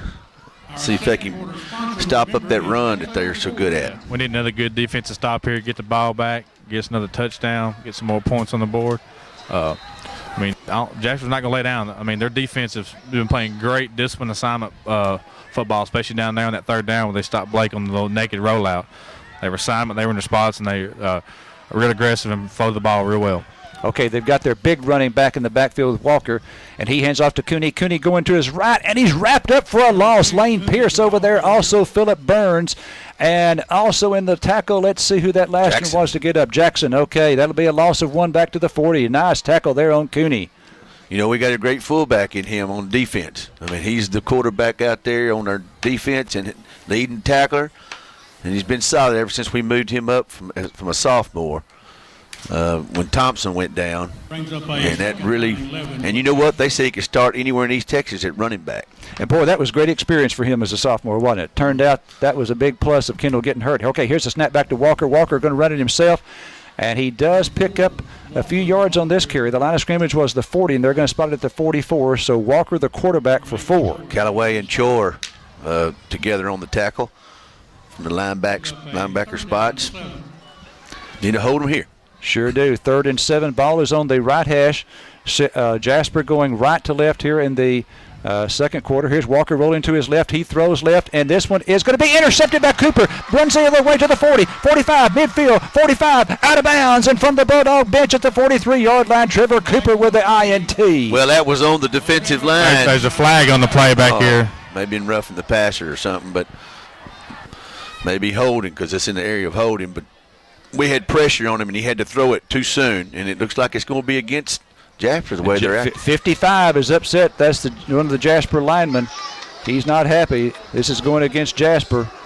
Great job there by Trevor Cooper to come up from his cornerback position and we were playing a little zone and step in front of that receiver. You know, Trevor's about 6'3". They started him out this year in 7-on-7 at the beginning of the year at tight end. It wasn't working out for him very good. They moved him here the past 4 games to cornerback. He did a good job of getting in front of the receiver and getting the interception. He just jumped the route, basically.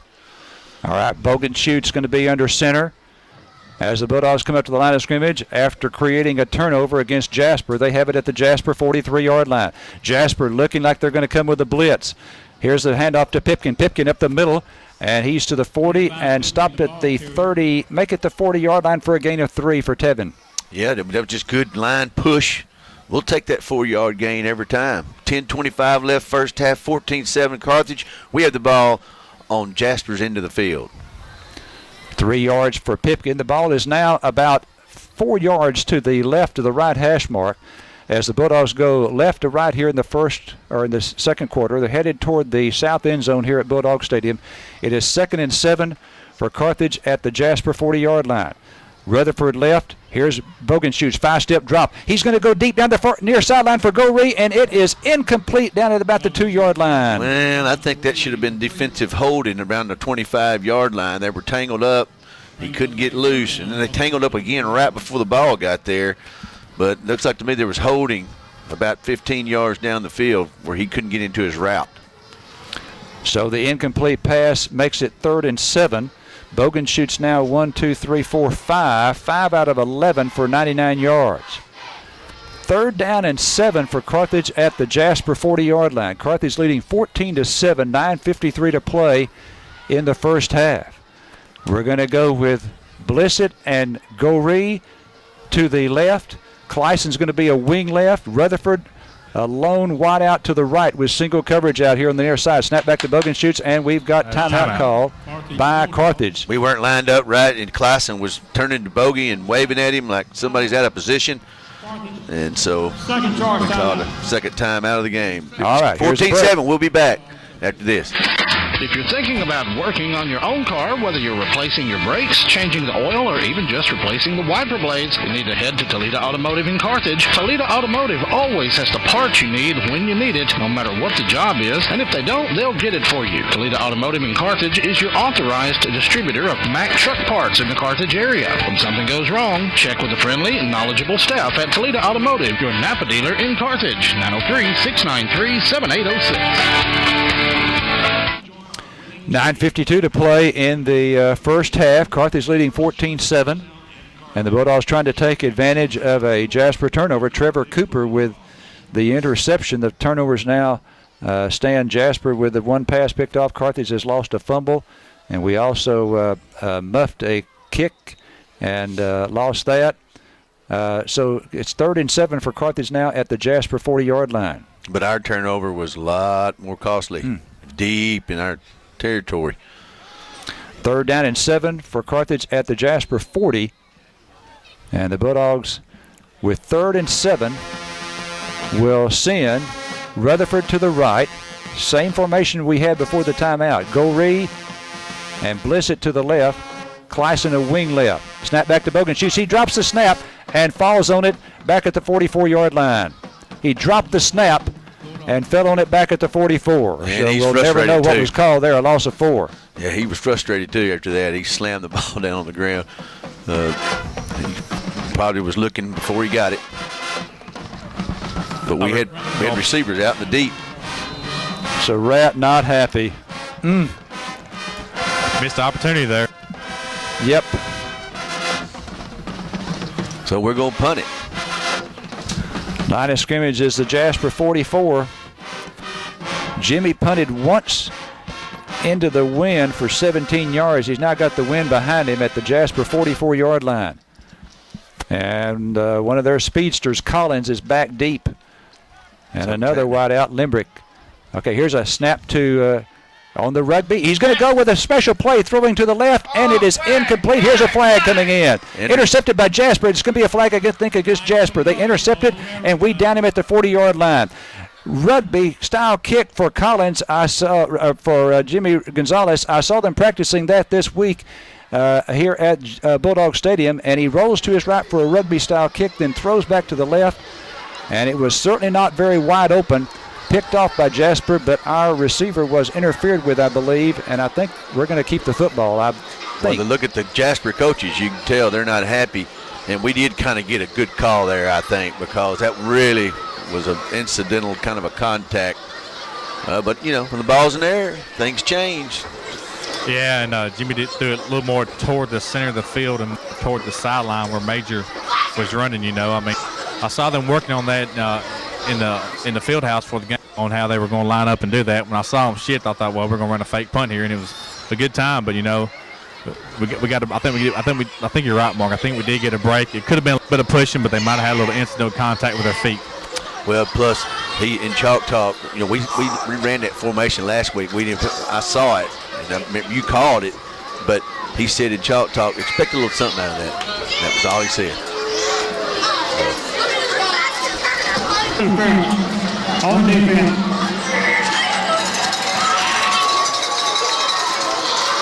We got 8:44 left first half. 14-7 Carthage. We just got to call in our direction. I'll just say that. First down, spot foul, I guess, where that happens. Okay, so it's a penalty against Jasper. And we get a first down at the Jasper 30-yard line. Bogan shoots under center. We've got Goree and Rutherford both split to the right. Pipkin is the tailback. And a double tight end formation on this play. Bogan shoots again under center. Handoff Pipkin. Pipkin up the middle. He hits it to the 25 and down to the 24. Gain of 6 on the play. Good hole right there. That was a zone block to the left. You could tell where he caught it because they were short of people on their right-hand side. But he cut it up the middle rather than go to the outside, which he's supposed to cut it any lane he sees. So the gain of 6 brings Carthage to a 2nd and 4 at the Jasper 34-yard line. Isaiah Golden, who was in that time as one of our tight ends, comes out. And we're going to have an extra wide receiver this time. Tight end over on the right, twin receivers on the right, and Blissett is on the left. 2nd and 4. And here's a play-action fake. He throws to the right to Goree. He's got it, and Goree it cannot get loose from that one defender, and he brings him down for no gain. Well, the wideout out there missed his block, and it was 2-on-2 out there, and if he could have got through the first guy and he had a good block, then he could have gained some yards there. We're bringing in our jumbo package. We must go win, plus Jackson in to run the ball. So, of course, it could be Isaiah run it for all we know. Could be. 3rd down and 4. 3rd and 4. Double tight end formation. Clyson is a wing right. Okay, Golden is the fullback. Here's a handoff. It goes to Jackson. Jackson with a pretty good size hole inside the 20. He's got a first down at the 17-yard line. A pickup of 7 on the play. Like I said, he could play running back for most anybody in East Texas, I guarantee you. But he's our middle linebacker. We bring him in when we need 3 or 4 yards. So a 7-yard gain for Jackson takes it down to the 17. Carthage with another first down. They have 9 in the ball game. Jasper with 1. 1st and 10 for Carthage at the Jasper 17. Bogan shoots under center. And this time he hands off to Bolton. Bolton tries the left side, and Bolton dancing across the 15, down across the 10, across the 5, and he's down at the 5-yard line. Great run by Marlon Bolton. and that is going to be a 12-yarder, and it will be first and goal from the 5. Yeah, they faked end around to Pipkin and then handed it to him going straight up the middle. He got hit about the second or third yard, but drug people 4 or 5. Good run by Bry. Yeah, it's good. It's Bry Bolton, Larry, not Marlin. Did I say Marlin? Yeah. Well, that's his pop, so he'd be proud. Okay, Bry Bolton, Marlin Bolton, 1991. Okay, here's Isaiah in at fullback on the jumbo package. Handoff goes to Jackson. Jackson hit, no gain. No blocking. It's going to be a loss of 1 back to the 6. There was not any blocking there. The 2 guys penetrated from the guard position on defense, stopped it all up. Yeah, they're stacking the box there with about 8 or 9 on it, and their linebackers are coming as soon as Blake turns around to get that motion to hand off. So it is second and goal from the 6. We're midway through the second quarter. Carthage leading 14-7. Huge gain in total yardage, but only a 1 touchdown lead because of a key turnover that we had. Gave them a short field. All right, offset out of the right. Here's handoff. It goes to Jackson. Jackson going right. Jackson toward the goal line. Jackson, touchdown. 6-yard run. Trent Jackson, and Carthage leads it 20-7. Yeah, he did. Good run. Cut to the outside and just trot on in. Good block that time by Isaiah. Seal block. He turned and made a great seal block. So the Dogs are up 20-7 now with the extra point attempt to come. We have 5:55 to play in the second quarter. And Gonzalez will try to go 3 for 3 on extra points. We await the snap from Major Harris. Rittenberry the holder. There's the kick. Plenty of distance, and it is good. And Carthage is now up 21-7, 5:55 to play in the first half. Back from Bulldog Stadium right after this break. When it comes to insurance, it's critical that you deal with people you know and trust. That's why you call Farm Bureau Insurance. Whether it's auto, home, or life, when Farm Bureau provides you with insurance, they're making a promise to be there when you need them most. That's a commitment Farm Bureau Insurance takes seriously. Farm Bureau believes their most valuable asset is their word. So when they make a promise, they keep it. It's that simple. Call Chick Fortenberry today at 903-693-7868. Farm Bureau Insurance. We all like to save money, and State Farm can help with discounts. When you combine your car insurance with your State Farm homeowners insurance, you get big savings. So talk to me, Agent Tate Barber, and experience the good neighbor service that has made us America's #1 insurance company. Together, we can help you make sure you get the discount you deserve. No policy with State Farm? No problem. Call me, Agent Tate Barber, at 903-693-7555 or stop by my office, 1502 West Panola, directly across the street from McDonald's, to find out how much a multi-line discount can save you. Well, the Dogs with a 2-touchdown lead, and Jimmy Gonzalez ready to kick it. And I would expect another sky kick. He has tended to go to the right in this ball game, and this one's going to come to the right again. Another sky kick. They call for the fair catch, and they make it to 29. Perfect. Again, Surratt wants it between the 28 and the 32. Jasper first and 10 through 29. Speaking of Marlin Bolton, Larry, were you doing the football at Carthage in 1991 when we went on that run? You remember when we played at Texas Stadium and we were kind of down and out, fixed to get beat, and we called the Bulldog special and scored, and Marlin Bolton carried it in to go for the go-ahead touchdown there at Texas Stadium, and there was a fight in the stands. Roosevelt thought they'd already won it. There's a flag over here. He's saying, I guess he's saying the ball went out of bounds, but the receiver fair catched it and caught it. He might have been inbounds with 1 foot out, but looks like we're going to have to re-kick it again. There's a flag over here on our sideline. I'll be. Well, I was thinking when that boy caught the ball, why don't you? He's saying it was out of bounds. I saw he had 1 foot inbounds and 1 foot out. He caught in the field play. They're saying it went out of bounds when he caught it out of bounds. So, wish they'd show that again. Surratt was not real happy with it, talking to the official about it, but it's kind of the same deal. If you're inbounds and catch it, step out, that's the way I looked at that play there, because he had 1 foot in bounds. Okay, well, we're not going to see a replay, so let's see. This will be our third, I repeat, our third time to have to re-kick on a kickoff. So it moves it back to the 35. Well, let's see where they get it this time. They would have had it at 32, and so we should have another sky kick and another fair catch by Jasper. Carthage leading 21-7, 5:55 to play in the first half. Here is the kick. This time we go to the left. Oh, and they're going to return this. Went deeper than we liked in the 15, the 20, 25, 30, 35, and after the 37. So they pick up 5 yards on the 5-yard penalty. We kicked it deeper that time. That surprises me. And that was returned by one of their guys with a really good speed. Well, you know, sometimes if you just keep giving those 5 yards, 5 yards, 5 yards, we kick it deep.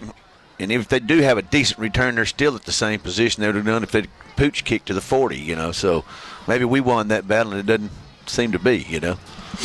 So Jasper with the ball on the right hash and going right to left toward the north end zone. That would be toward the end zone where the scoreboard. Jasper will have the football with 5:47 to play in the first half, and Carthage leading 21-7. 37-yard line. Here come the Jasper Bulldogs out on the field. Okay, Walker again is their quarterback. He is a junior, 5'10", 190-pound junior. And he hands off to the running back. I think this is Middleton. He breaks it 40, 45. He to midfield. 40. He may score. 30, 25, 20, 15, 10, 5. And that is Middleton. Middleton taking it 63 yards for the touchdown. Poor tackling again. Poor tackling. Once he got through the initial line of scrimmage, there was really nobody there to take care of him. And what surprised me is Mario McCain was pretty much hanging with him going down the sidelines. But that's a long way to run for a guy who's going both ways. 21-13 now. So they are going to kick the extra point. And this will be, again, Marco Lopez to attempt the extra point.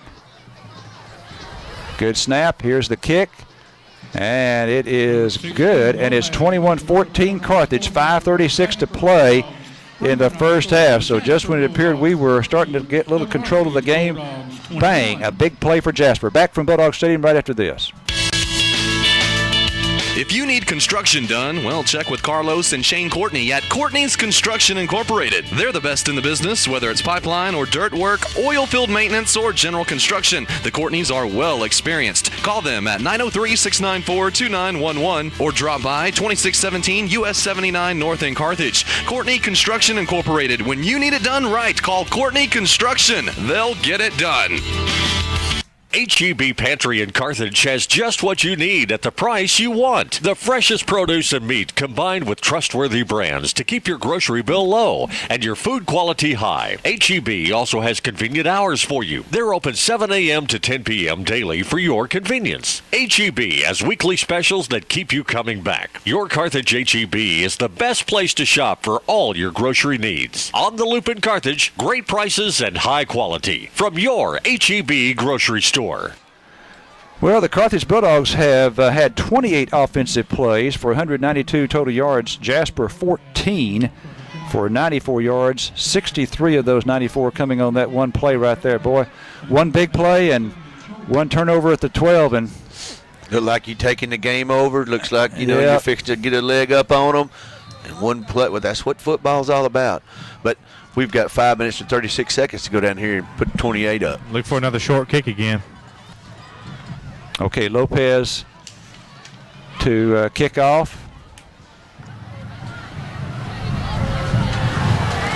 All right, he advances on the ball and goes a little bit deeper this time.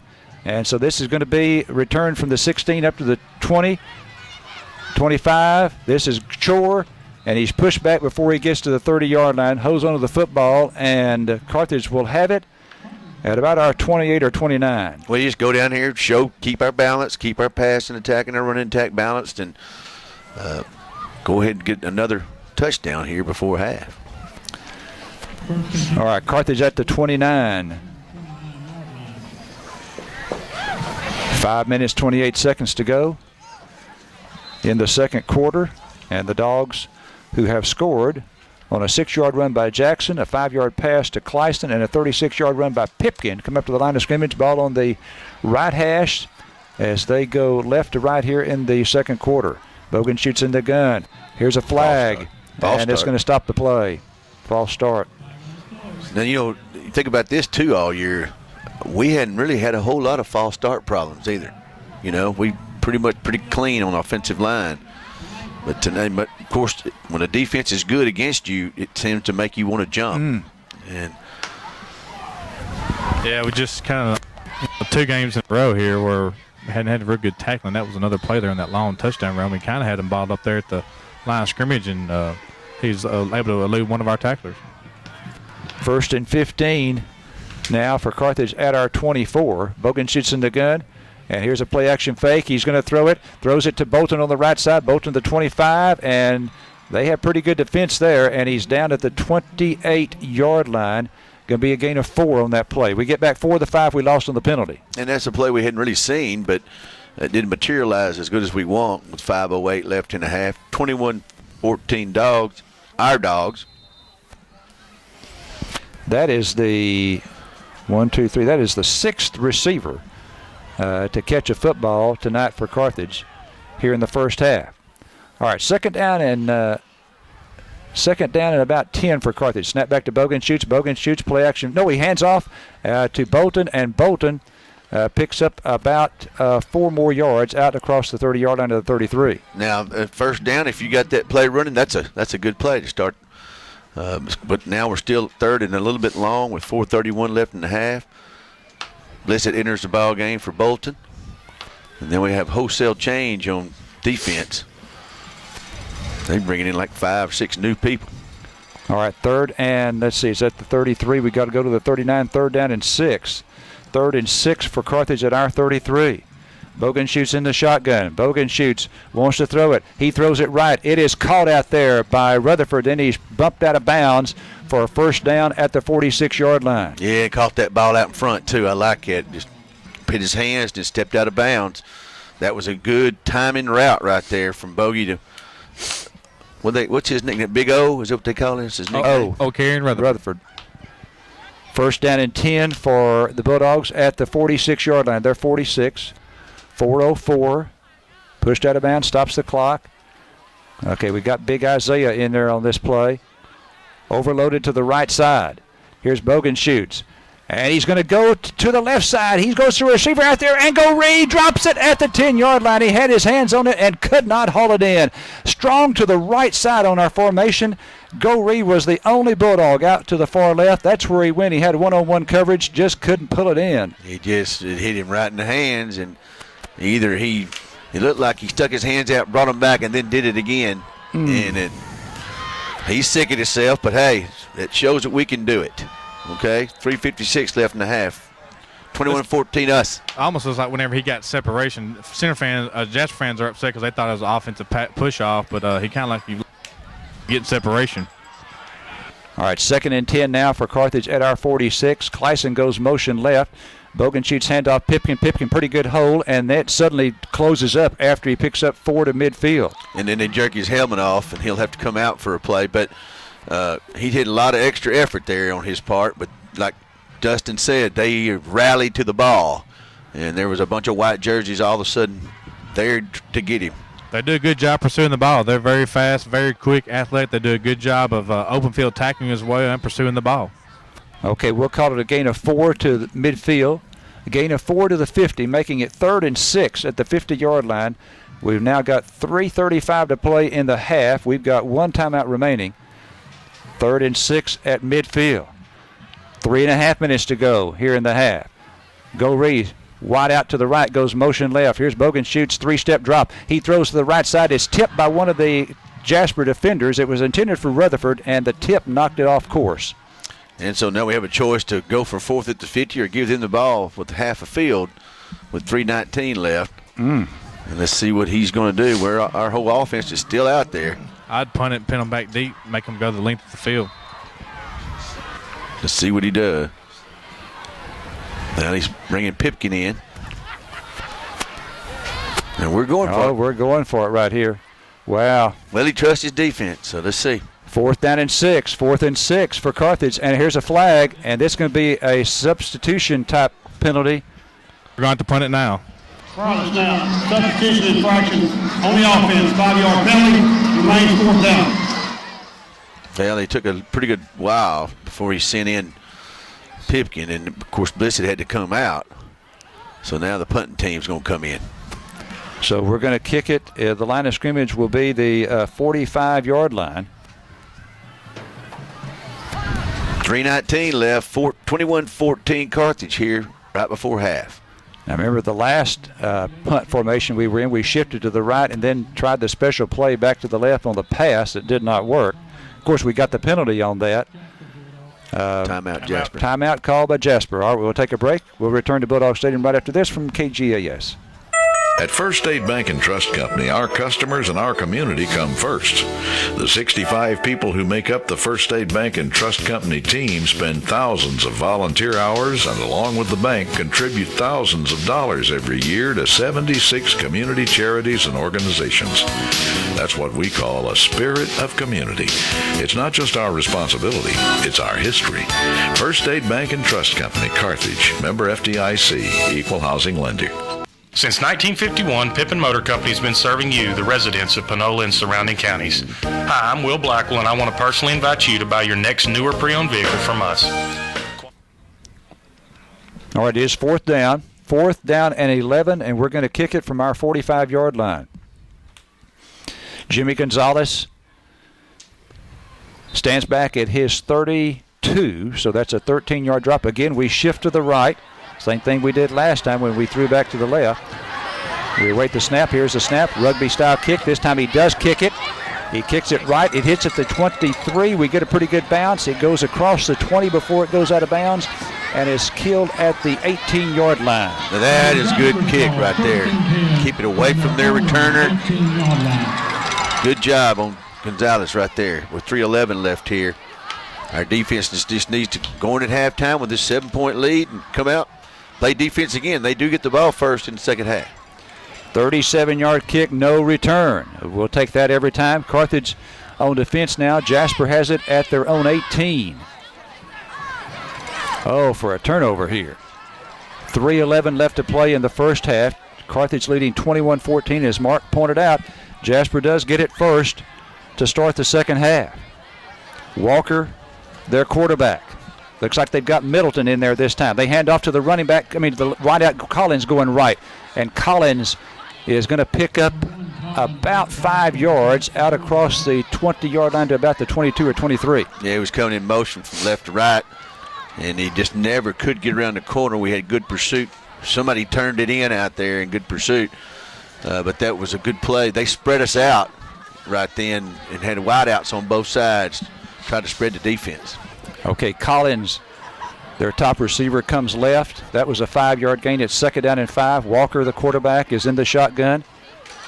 And he hands off to Middleton. Middleton, who had the big touchdown run, straight up the middle, and he picks up 5 more, make it 6 out to the 29-yard line. That'll be a first down. Yeah, they're spreading us out and hoping that he can go like he did last time, break that initial line of scrimmage, and we'll be all spread out and he can outrun us. Yeah, I'm seeing that play. Good job there by tackling by Isaiah Golden as he was fighting off a block to save it because he was pretty much the only guy that would have been able to save him before he got in the secondary. So first down and 10 now for Jasper at their 29. 2:20 and counting. They've got 2 timeouts remaining. All right, here's Walker handing off to Middleton. Middleton trying to go left. He gets outside to the 35. Remember, he's got great speed. And we've got Cooper hanging on for dear life until someone comes along and helps out and stops him at the 37 after a gain of 8. Yeah, he had him on. He was on the ground, hooked to his ankle, and the guy was stepping back and forth. And it seemed like nobody on the Bulldog squad came in. But finally at the end, they did. Clock remains running. Okay, now down to 1:45 and counting. 2nd and 2 for Jasper at their 37. 1:40 to go in the half. Walker hands off this time to Cooney, the big back. He's to the 40, 45, midfield, still on his feet, and down at about the midfield marker, and that's going to be a first down for Jasper out close to midfield. Poor tackling in the interior, but thank goodness for Collins on the outside. He was fighting off a block and still made the tackle. Good play by Dominic Collins. Okay, we'll call it a gain of 12 to the 49-yard line. First down Jasper at their own 49. 1:28 to go. Clock rolling again. Here's the handoff. It goes to Cooney once again. He tries the right side and is tripped up. And let's see, he's down at the 43-yard line. A gain of 8 more. He was just a step away from running down that sidelines, too, for a touchdown. He fell. He kind of tripped him. He fell 5 yards forward. 1:05 left. They're getting the running game established. It's at the Carthage 43 now. Under a minute to go. They are saving their timeouts. They've still got 2 remaining. Under a minute to go. 2nd and 2 at the Carthage 43. Walker this time hands off to Middleton. Middleton going left to the 40, 35, and to the inside the 35, and still on his feet at the 30. We cannot get him down yet, and he's finally whistled down at the 30-yard line with 40 seconds to go in the half. And that gave us about 5 seconds off the clock, too, with all that wrestling going on. So that will stop the clock, and we have a timeout by Jasper. All right, we'll take a break. Ken Turner Pharmacy on the Square in downtown Carthage has what you need to make you feel better. Not only will Ken Turner Pharmacy fill your prescription promptly, they'll also deliver it to your door. That way you can stay in bed and get better. Whether it's medication you need or a special gift from our gift shop that no one else will have, stop by Ken Turner Pharmacy. Ken Turner Pharmacy on the Square in Carthage, where Carthage's finest tradition. Bill's Meat Market at Carthage is the place to start for all your grilling needs. For the best cuts of meat, be it steaks, pork chops, hamburger, or something different, go to Bill's Meat Market at 1317 West Panola in Carthage. Don't forget Bill's Meat Market when it's time to cater your next event. Call Bill's Meat Market for complete information at 903-693-6122. For a great butcher shop as well as catering, it's Bill's Meat Market, 1317 West Panola in Carthage. That 13-yard run by Middleton, and as Dustin said, they're starting to establish their run game, picking up some big chunks here on this drive. Late in the first half, 40 seconds to go in the half, and only 1 timeout remaining for Jasper. 40 seconds to go. They have it 1st and 10 at the Carthage 30-yard line. 2 receivers to the right, 1 to the left. Snap back to Walker. Walker this time hands off to running back. Flag thrown as Middleton comes to the left and is stopped for no gain by Kalen Ware. That's going to be a holding more than likely. From one who threw it. 33 seconds left. Clock does stop. So the penalty to be assessed. I'd look for him to take a shot here for the end zone here with the next couple of plays. They hadn't really gone downfield, which we've had good pursuit on passing plays, but they got a real good receiver. I think he's either being recruited or maybe committed to Baylor. He's their leading receiver, so I look for him to maybe take a shot downfield here. That's a 15-yarder. That was a personal foul of some kind. Chop block. Okay. All right, so 15 yards moves it back to the Carthage 45, meaning it is now 1st and 25. They've got to get all the way to the 20 for a first down. 33 seconds and the clock starts rolling again. Snap back to Walker. Walker wants to throw it, throws it over the middle, and this one is going to be incomplete. Down at the 20-yard line, stops the clock now with 25 seconds left, and it'll be 2nd down and 25. Walker was hit by somebody there. He had to get rid of the ball. McCain and company was on him. And the other time he threw the interception, he had pressure on him. So we just need to put pressure on him and make him throw a bad ball. Maybe we can intercept one of them. Both and all, I think he could have had a chance to intercept that if he'd have dove for it there. He was about 3 yards from the ball. There's a good chance he probably could have dove and gotten it. All right, 2nd and 25. 25 seconds left to go. Snap back to Walker. Walker's going to go with the screen. Goes with the screen to the right side to Middleton. Oh, great play over there by one of the dogs. Jackson stops him for a loss. Trent Jackson stops him for a loss of 3 yards. Clock still rolling down to 13, and they call their final timeout with 13 and a half seconds to go in the first half. And we'll take a break here from Bulldog Stadium. Be right back after this. Let's shop at Carthage Furniture today. Carthage Furniture, the huge store behind the car wash on West Panola in Carthage. Carthage Furniture, where you find the best in appliances, home furnishings, and home decor. Carthage Furniture, where you buy this morning and you get delivery this afternoon. Monty Bacon and his fine staff are ready to serve you. Remember, you always save when you shop at Carthage Furniture. All right, we're back at Bulldog Stadium. We have 13 and a half seconds left to go in the first half. Carthage leading 21-14. And Mark, I tell you, you see moments where we look brilliant, and then spots where you think, oh my, we've got to play better than this to go very far in the playoffs. All right, big play coming up here. 3rd down and 23. Jasper is now out of timeouts, 3rd and 23 at the 43-yard line. And as Dustin said, they've got to go downfield with this. They've got to go vertical with it. Walker's going to be in the gun. Snap back to Walker. Walker rolling to his left. He throws to the near sideline, and this one is caught by Collins. And then he goes out of bounds at the 29 with 8.6 seconds left to play. Now that's going to be a 14-yard pass play and set up 4th down and 9 at the Carthage 29-yard line. That was a timing route there, too, and it was pretty decent timing between the quarterback and Collins. But now he'll have to go into the end zone with it being 4th down, or you could try to pick up a 1st down, but 8.6 seconds, you'd be hard to, with no timeouts, to do anything. We're in nickel coverage, and we got T. Gorey to safety, and we got Tevin at the corner over here on our side. So we got our best 2 athletes on the field on defense and secondary. Okay, 4th down and 9. Here's Walker rolling to his left. He's going to throw left, and this one is incomplete down at the 14-yard line. Flag in the backfield. This could be against Mario McCain for roughing the passer. Oh, boy. That'll give them a 1st down with 3.8 seconds left. You know, we got to be smart. I mean, that's going to give him 15 yards. You know, we've been getting pressure on him all night long. He hasn't thrown the ball good with pressure. So looks like they're going to come in and try to attempt a field goal here, get within 3. Excuse me, get within 5. Roughing the passer on the defense. 15-yard penalty. 4th down. Okay, so we had him stopped and would have gotten it back, but this penalty could cost us 3 points right here, and that's exactly what Coach Surratt was talking about. Some dumb plays last week down at center, some dumb penalties, and there's one right there. And Dominic Collins has been close to blocking 2 of the extra points so far. Let's see if he can come through. All right, let's see. This is going to be an angle back to the right, spotted at the 22, 32-yard kick. It's a low snap, and this one is going to be good. 32-yard field goal, and it is now 21-17. That's the final play of the half. At halftime, Carthage up by 4 points, 21-17. At Panola National Bank, we represent integrity in community banking. As a source of financial strength, we're here participating in local events, helping local charities, and serving the financial needs of East Texas. At Panola National Bank, we value the strong relationships we've forged with our customers. Don't forget to download our free apps for mobile banking to better serve your on-the-go banking needs. Panola National Bank, member FDIC, and an equal housing lender. Panola County relies on ETMC Carthage for high-quality care from medical professionals you know and trust.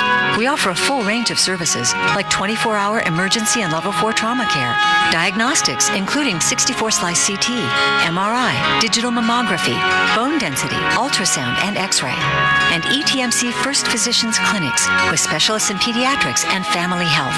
ETMC is proud to be one with East Texas and one with the Carthage Bulldogs.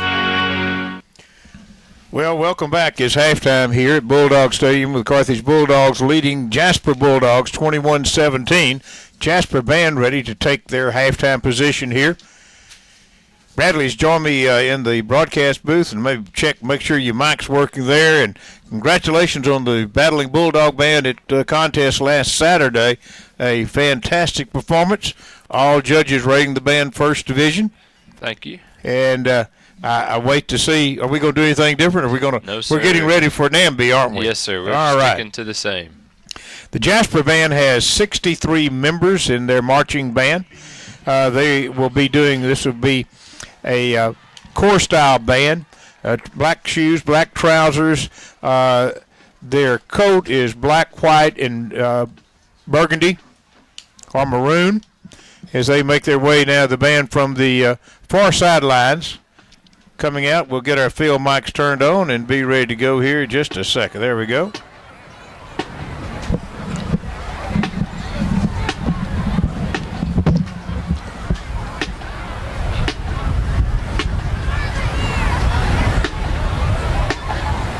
The Jasper band wears a military-style shako with a very tall white plume.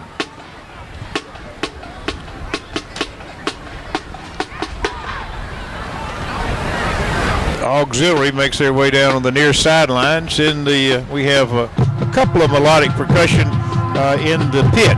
That's the area in front of the near sidelines here. Band turns their back to us, playing a fanfare. I saw this a couple times at Mount Pleasant, where they actually played their fanfare away from the judges. I think they probably may just be warming up. I'm not real sure.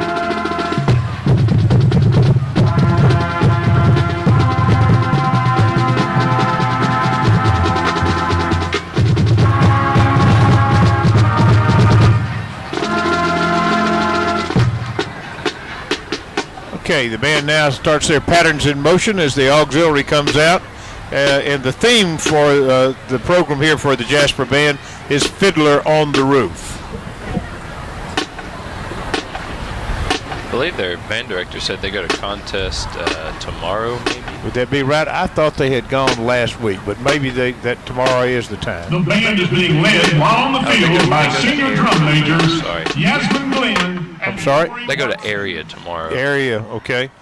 So they qualified for area. Then that meant they made a first division at the Beaumont contest. Area competition is going to be at Stephen F. Austin for Class 3A bands, Mesquite for the Class 5A bands. And those are the two, the 3A and 5A are the only bands qualifying for state this year. Tonight, the band will perform their UIL contest program titled Fiddler on the Roof. The band set is their sets of squads of 5 or 6, depending on which set. Start out with a solo with trombone. That's an alto horn solo. That solo is standing at the near hash mark by the 40-yard line. Let's go up and see if we can hear a little bit better.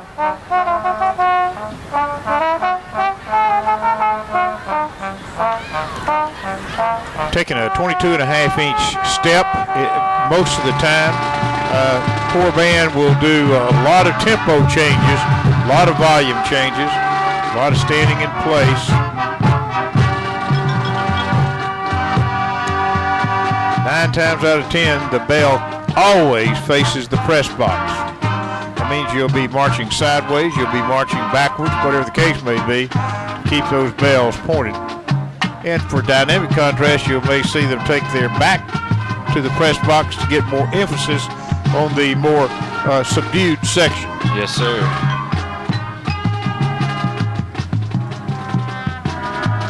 Two drum majors.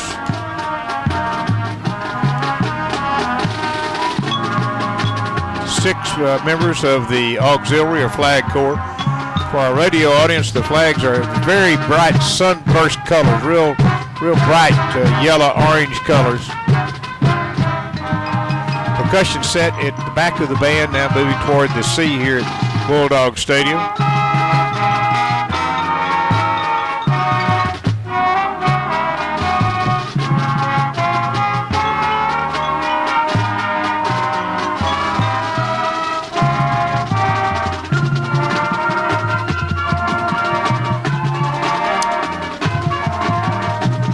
Talk about the Mount Pleasant contest, which is Region 4. One of the finest core bands that I believe I've seen was the Queen City Band up there. I know that they're noted to be a very strong band. Actually, I think that band's AA, but it could have competed in 4A or 5A easily. Did a great job. But boy, they never stopped. They had patterns in motion all the way through, and the quality of sound was just extremely strong. Were you able to hear them? Were you there at all? I was not. I was here. Mr. Durham went to that contest. His dad has a band that was there, so he went to support him. Union Grove. Yes, sir. Yeah. Played first division. They did. Jasper band still out on the field. Again, their performance, Fiddler on the Roof. The flutes. Core bands many times will use the concert arrangements or near concert arrangements on the football field. Talking about the competition that we saw, we had a group that did the 50s music as a core style. I tell you what, I liked it. I bet. Had a little rock and roll going out there. Jasper band, again, will be going to area competition in Nacogdoches tomorrow.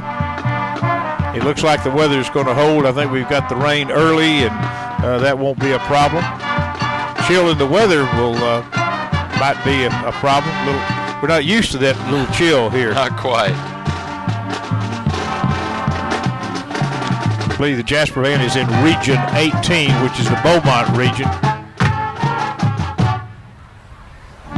There's some very strong 3A bands in that area.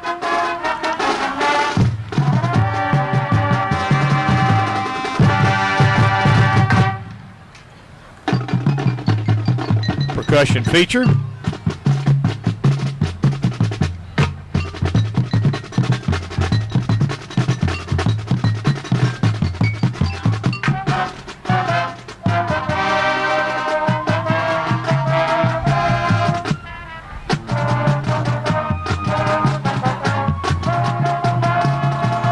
Pretty brisk tempo.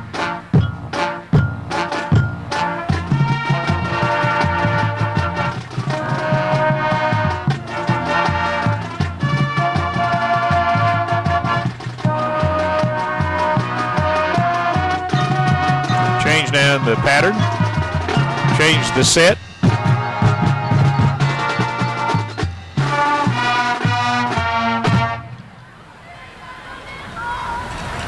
We have alto sax members, tenor sax members moving forward. Looks like we'll have a special feature by the saxophone section. Again, they're marching 63 members now. This is a pretty small band for a Class 3A.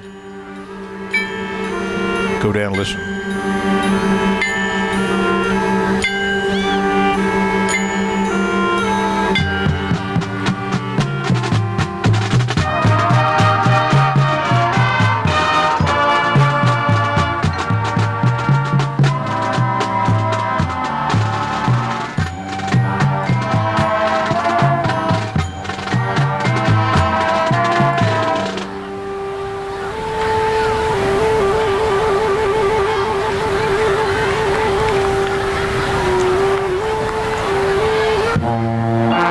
Sax solo.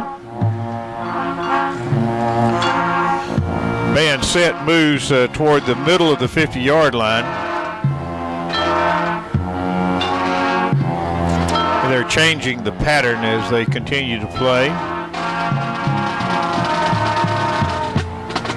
Even though it's a core band, when they set like that, the alignment should be the exact same alignment and judged the same way as you would a military marching band.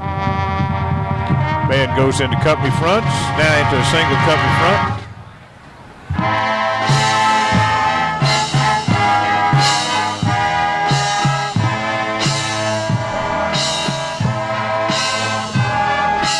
Note the change in tempo. Here, go ahead.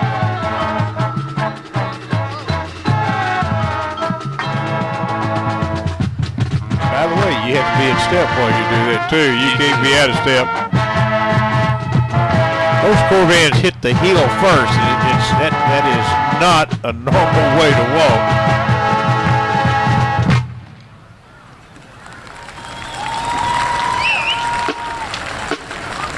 And let's see, that should be, yep. Yes, sir. That's going to be their portion as they go toward the visitor stand, playing a little fight song. Well, Bradley, your thoughts over marching contest last Saturday for the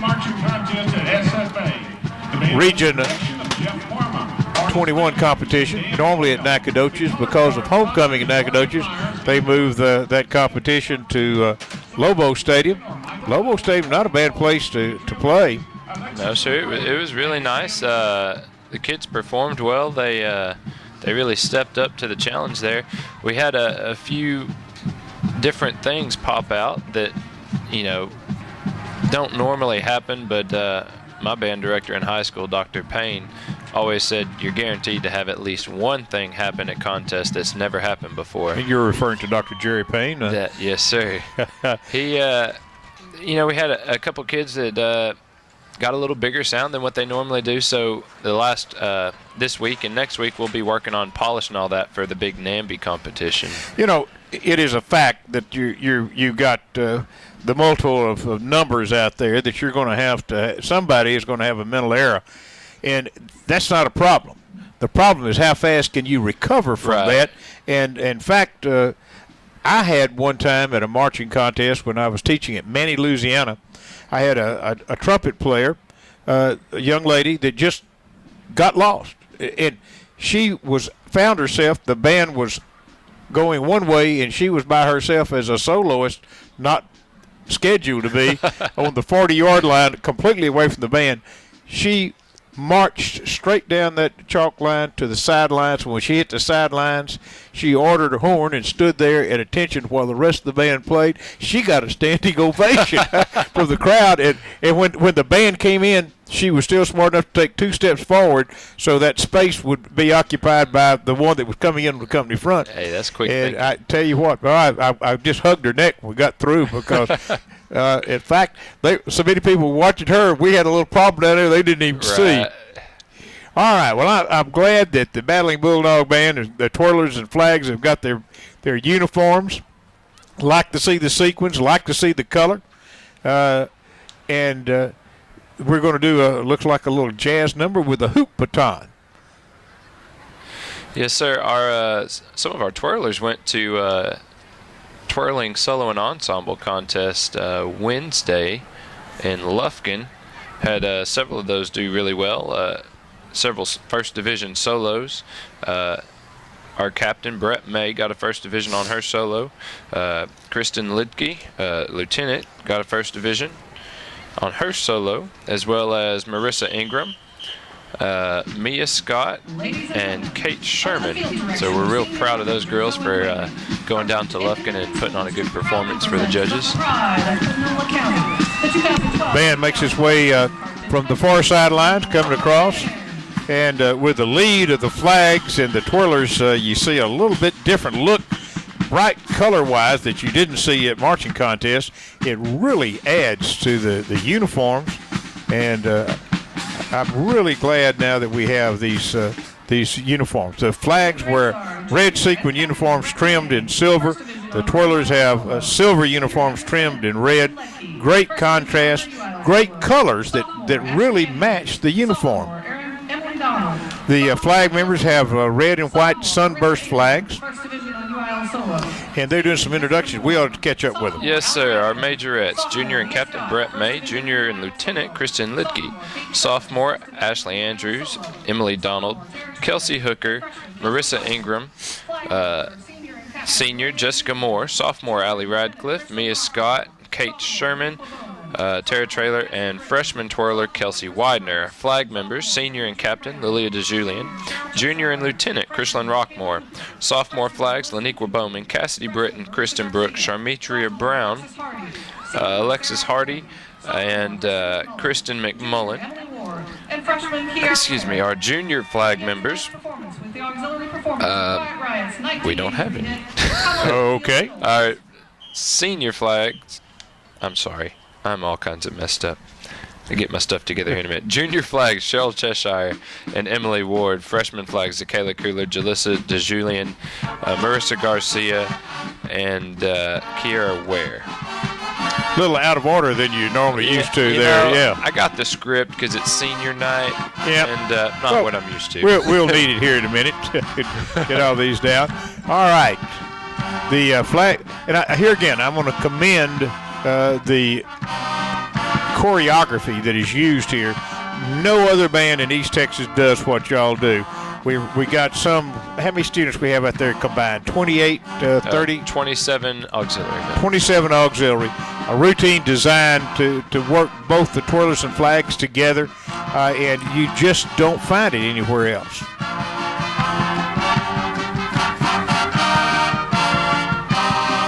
What's our jazz number? Come on, feel the noise.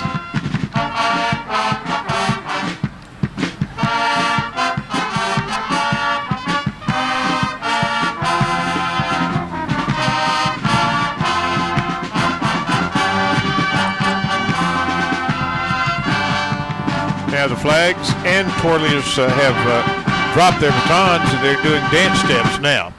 Great job. I love the pose when they set up and do that. Yes, sir. Here again, the colors look sharp. You know, I'm going to do the flag members again. I don't want to leave anybody off. Real quick. Lilia DeJulian, Kristlyn Rockmore, Laniqua Bowman, Cassidy Britton, Kristen Brooks, Sharmitria Brown, Cheryl Cheshire, Zakayla Cooper, Jalissa DeJulian, Marissa Garcia, Alexis Hardy, Sarah Holcomb, Kristen McMullen, Emily Ward, and Kiera Ware. And if you notice, there were juniors, seniors, sophomores all mixed together They're there all with a mixed freshman. up. That's not what I'm used to. So they're under the sponsorship of Miss Leanne Sharp, who we surely appreciate for all her hard work. All right, are we going to introduce the seniors? I think we are, because I see parents lined up right here. Yes, sir. And do you have that honor, or do we need to go to the press box PA? We you got them? do it either way. I'm going to let you do it with your mic. It'll be cleaner, okay? All righty. And at this point, I'm going to just kind of do the color, and you can do the play-by-play. Got it. Oh, we're fixing to march, though, first. Oh, they're going to come out to their fanfare. Okay, yeah. There. Forward march from the far sidelines. We have that division of 6 steps between Block A and Block B. And they'll halt in their chevron or their fanfare position.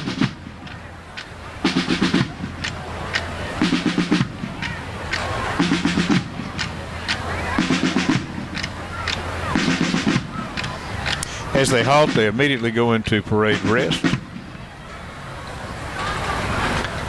And then there's, I call that the wiggle step. Yes, sir. All right, now, looks like the seniors are making their way out, so you take over. I got it.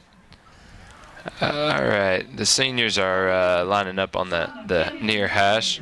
They're going to start with Colby Baker, son of Kim and Todd Baker, with sister Deanna.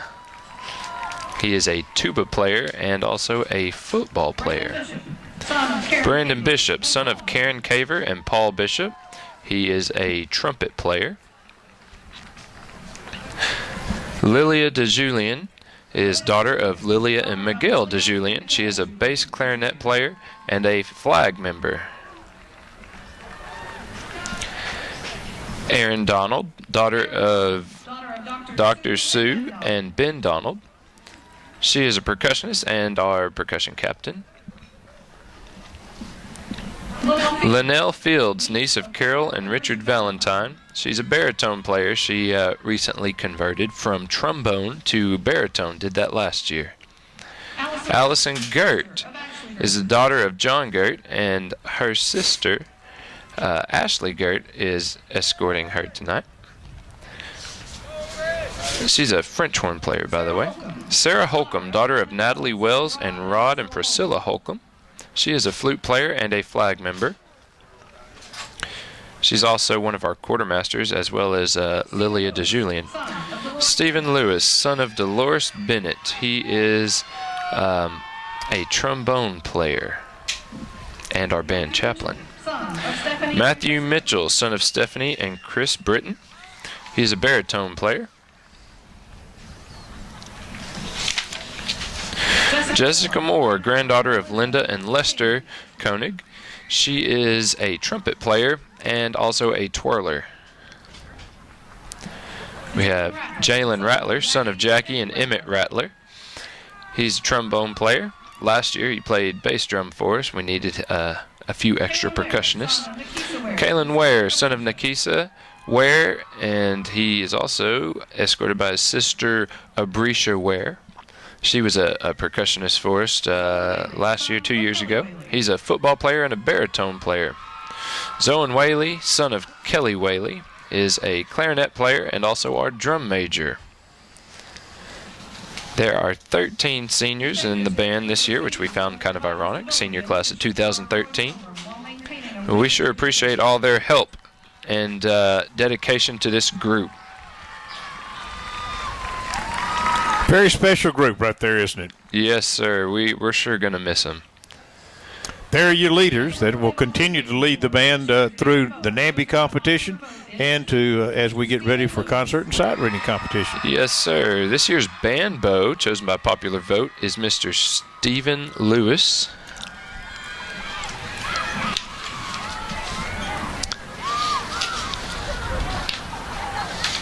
Try to get our timing with the PA system there. Our band Sweetheart is also chosen by popular vote as Miss Sarah Holcomb. A senior. Also. Band Sweetheart, Band Bo come from the senior group. And they are, again, as you repeat. Stephen Lewis, our band Bo, and Sarah Holcomb, our band Sweetheart. And they're presented with flowers and appropriate items. And now what's happening? Is the band going to do their drill now? Oh, we're going to do our thing here. All right, very good. Well, I like it because I can do my thing. You know, you're really good at it, so we sure like you doing it. All judges of the Region 21 mile marching contest. Well, again, we keep talking, but what you work for is what happens Saturday, and that's when you have the best performance of the year at the region competition. I think that's what happened here. You had a chance to get all the players together. I noticed that you had good performance last week at Center. Had a chance to put it together, though, before you went to Longview Saturday morning. Polished it off, and the good news was that everybody had their mind on their business. Yes, sir. You know, if you can get 100% out of your students, that's all you can ask for. That's as good as it gets.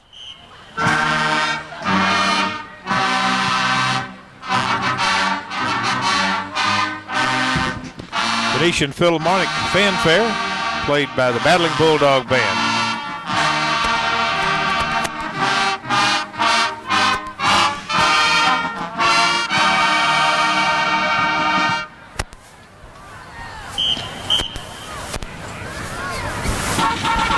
Forward march as they march toward the visitor side, and they'll flip that around and do a right flank, a left flank, to the rear, come back in. The band's coming now to the press box, full band flank, either way, right and left as they go into block band, coming to the 50-yard line, and then each rank will flank to the press box. Marches the boys of the old brigade. Full band flank to the left. They move now to the right end zone. They're marching at the sideline to the numbers to the near hash mark in block band.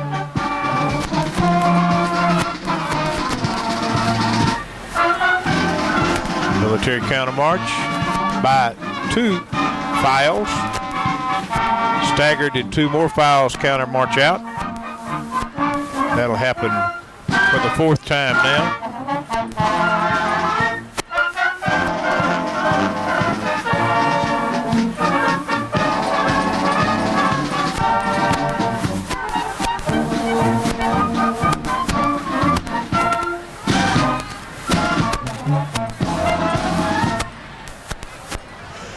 Okay, now the band will go into the 2 diamonds.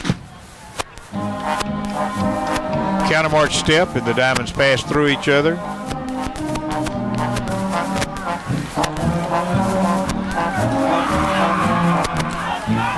Now, after passing through, they go their separate ways, the counter march, and they'll come back and pass through each other again. Band is playing, is that the trio to Crosley march? Yes, is that what it is? Okay. Yes, Hearing the band contrast as you go into the trio. Listen to the baritones and low woodwinds. Here's the break strain.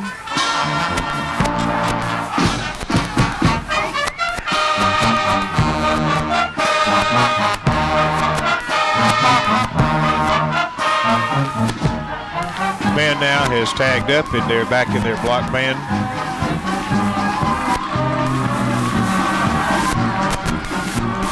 Military counter march at the 30-yard line. Full band military counter march.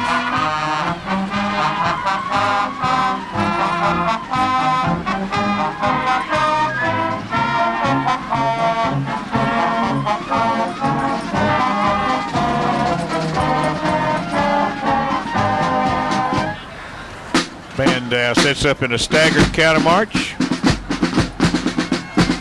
Column right turn, executing.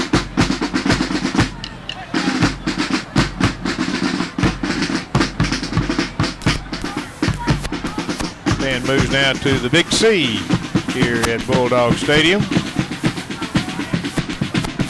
far hash mark. Military counter march. Coming back toward midfield.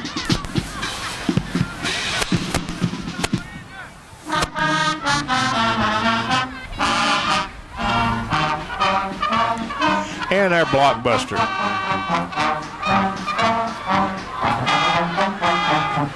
Is that the Viking? Yes, sir. And you get to hear the baritone voices again up in the upper register here.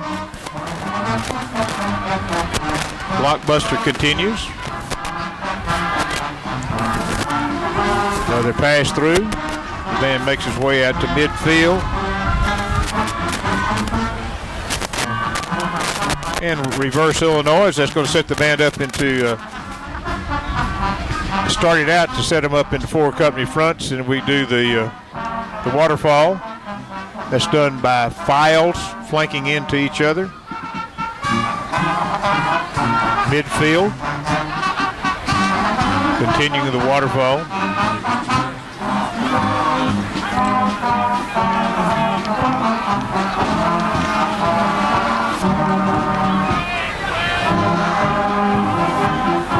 Military counter march. Coming back toward midfield.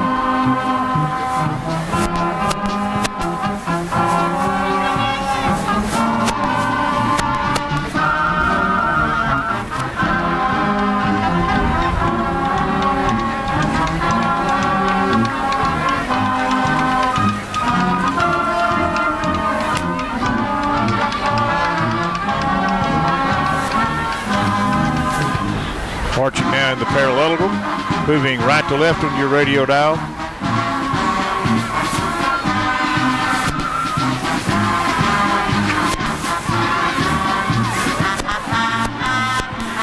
To the rears, to the right, that sets the band up. Coming back, the band actually in ranks, and they're 4 steps apart, which you're going to set up the exit. Yes, sir. Moving left to right on your radio dial as they now come toward the center of the field. And flank and flank and flank, and here they come to the sidelines. A series of right flanks puts the band right on the sideline.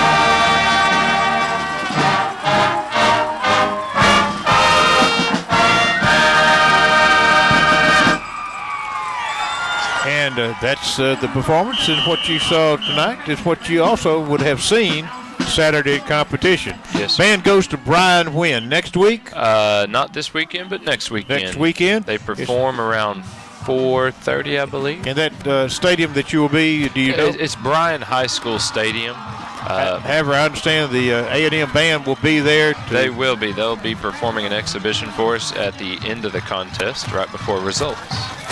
And we wish the Battling Bulldog Band the very best of luck as they go to the NAMBY competition, National Association of Military Marching Bands. And yes, every band, you won't find a corps band there. No. It's very, very doubtful that there would be one there. All right, our band bow and band sweetheart.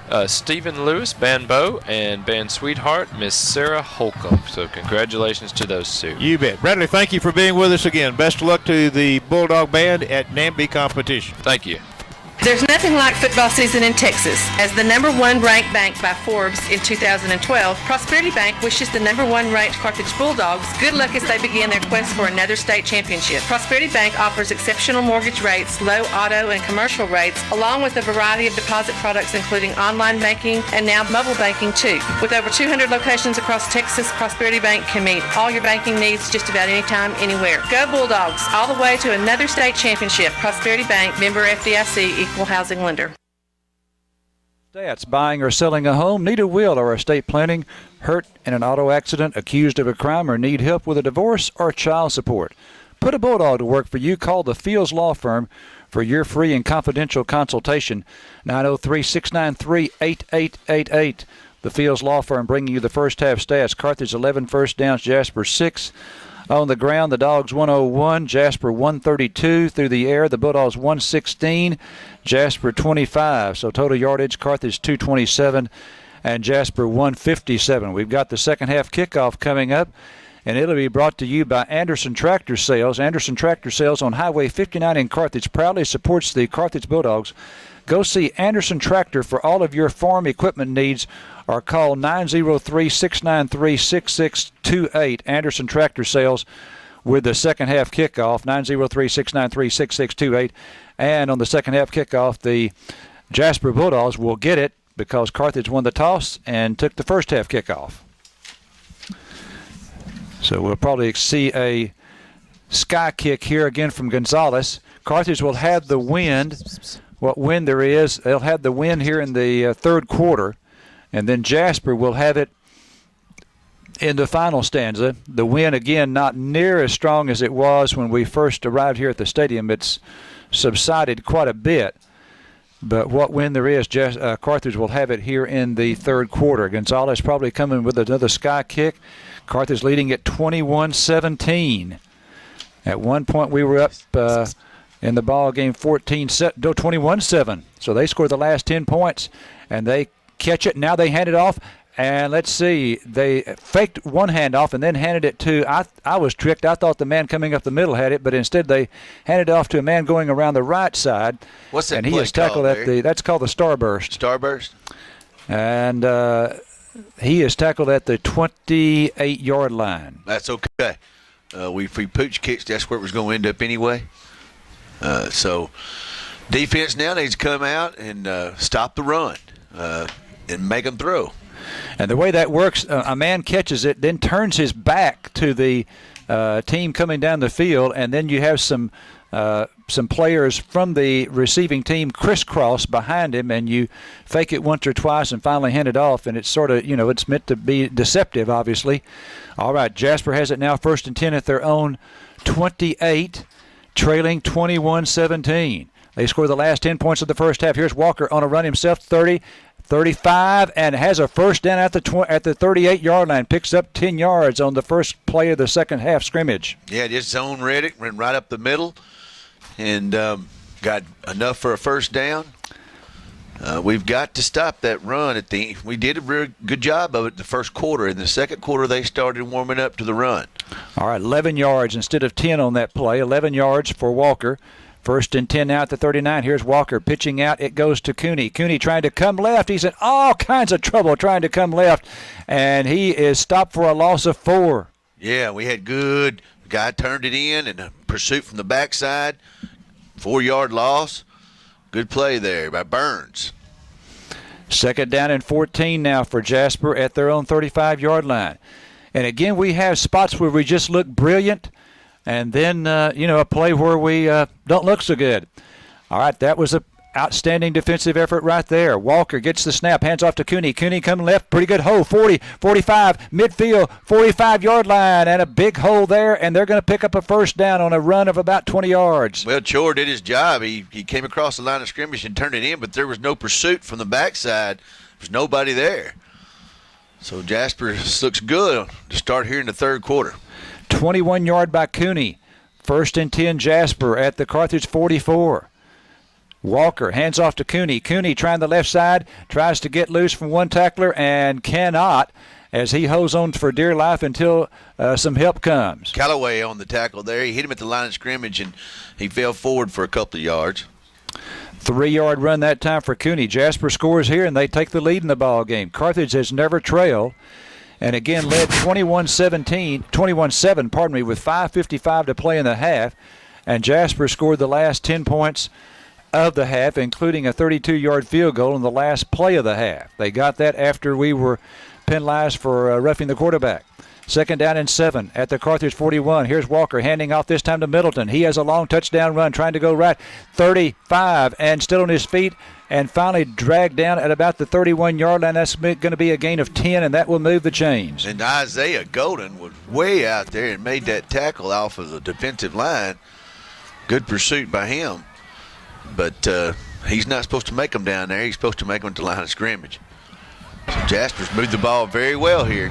Yeah, we're going to do a better job than what we did in the second quarter. Like you said, Mark, we did a great job in the first quarter, but we hadn't really stopped them since then. All right, 1st and 10 for Jasper at the Carthage 30. Ball on the right hash. Walker again in the shotgun. Snap back to him. Hands off this time. I believe that's Middleton. It is. And Middleton stopped by Pierce for 1 yard. One thing I am seeing out of the defense now, they look like they're bringing an outside linebacker or a cornerback to keep them from getting to the outside and from getting ahead of steam. That's what happened that time from the other side of the field. Good job by Lane Pierce there on that tackle. 2nd down and 9. 2nd and 9 for Jasper at the Carthage 29. And again, we're just inconsistent defensively. We'll stop in one play, then give up a big one. Here's the snap to Walker. Walker play action fake, rolls to his right, being chased by Chore, gets loose, throws downfield, and it is going to be incomplete. Oh, great defensive play. It appeared there by Bolton, who knocked it away from the receiver just as the ball arrived. Yeah, he had pressure, and he rolled to the outside. And about the numbers, he throws the ball down the sidelines, and Bryce coming up from the inside of the field and slaps the ball as the receiver goes to catch it.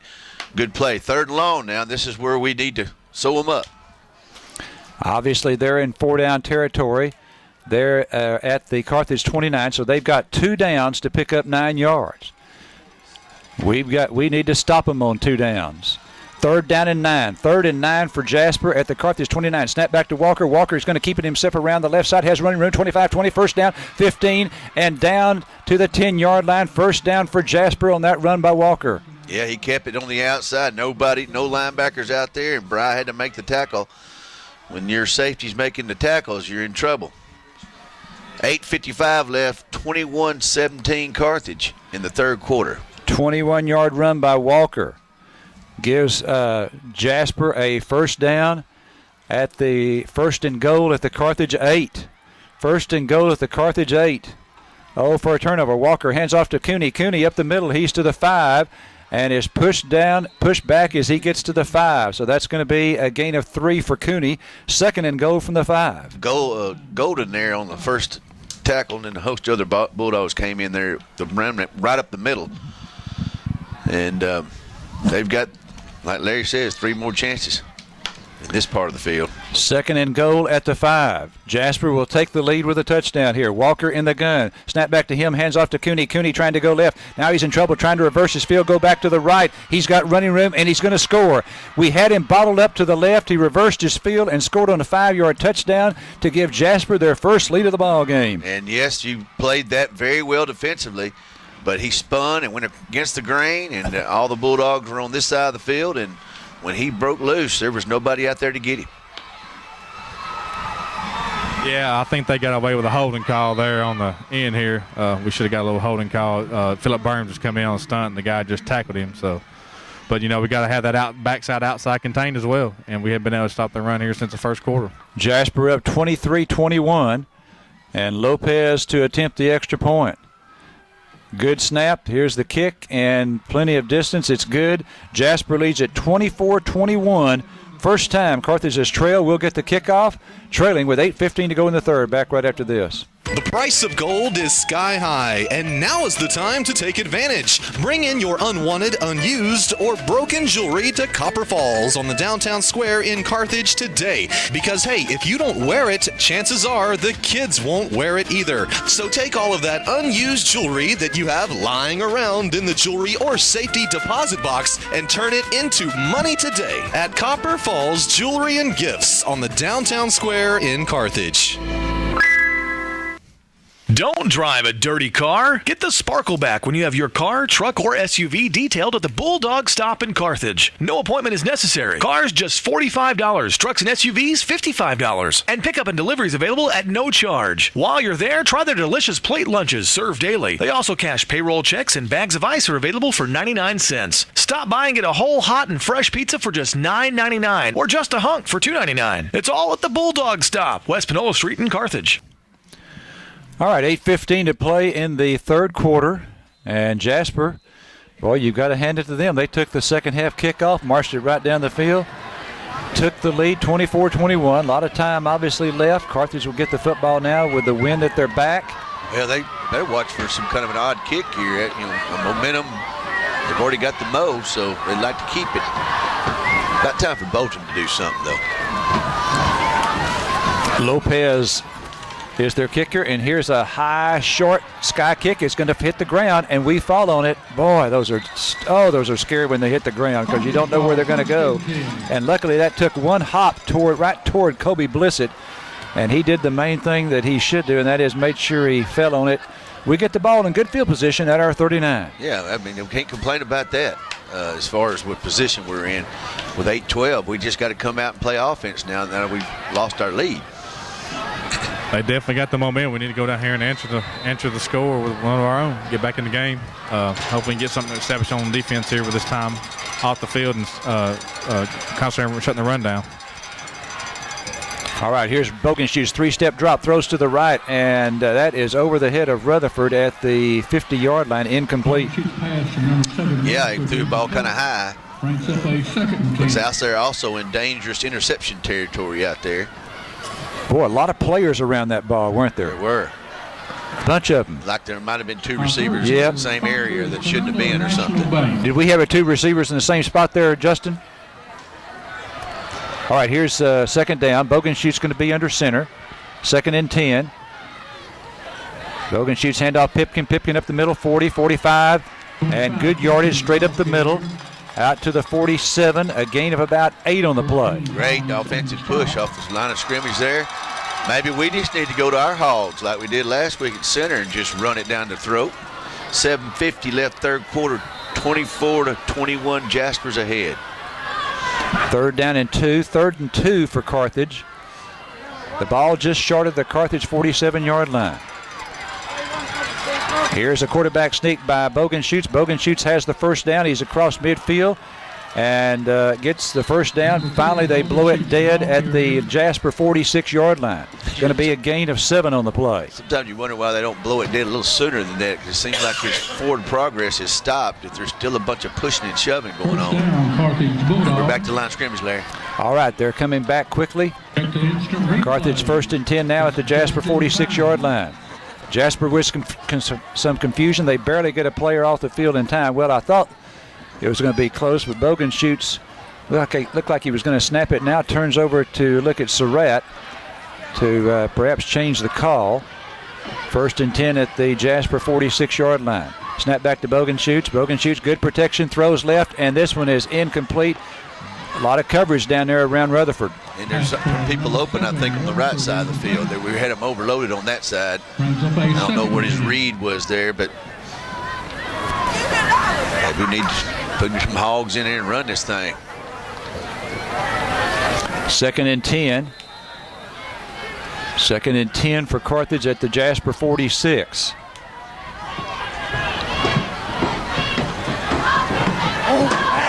Second and 10. All right, we send 2 receivers to the right, I formation. Pitch out goes to Pipkin. Pipkin coming right. Pipkin to the 40 and stopped at the 39. Going to be a gain of 7. And he's got his Wheaties in him at halftime, and when he's run the ball here, he's got pretty good yardage every time. Here in the second half. 6:49 left, 24-21 Jasper in the third.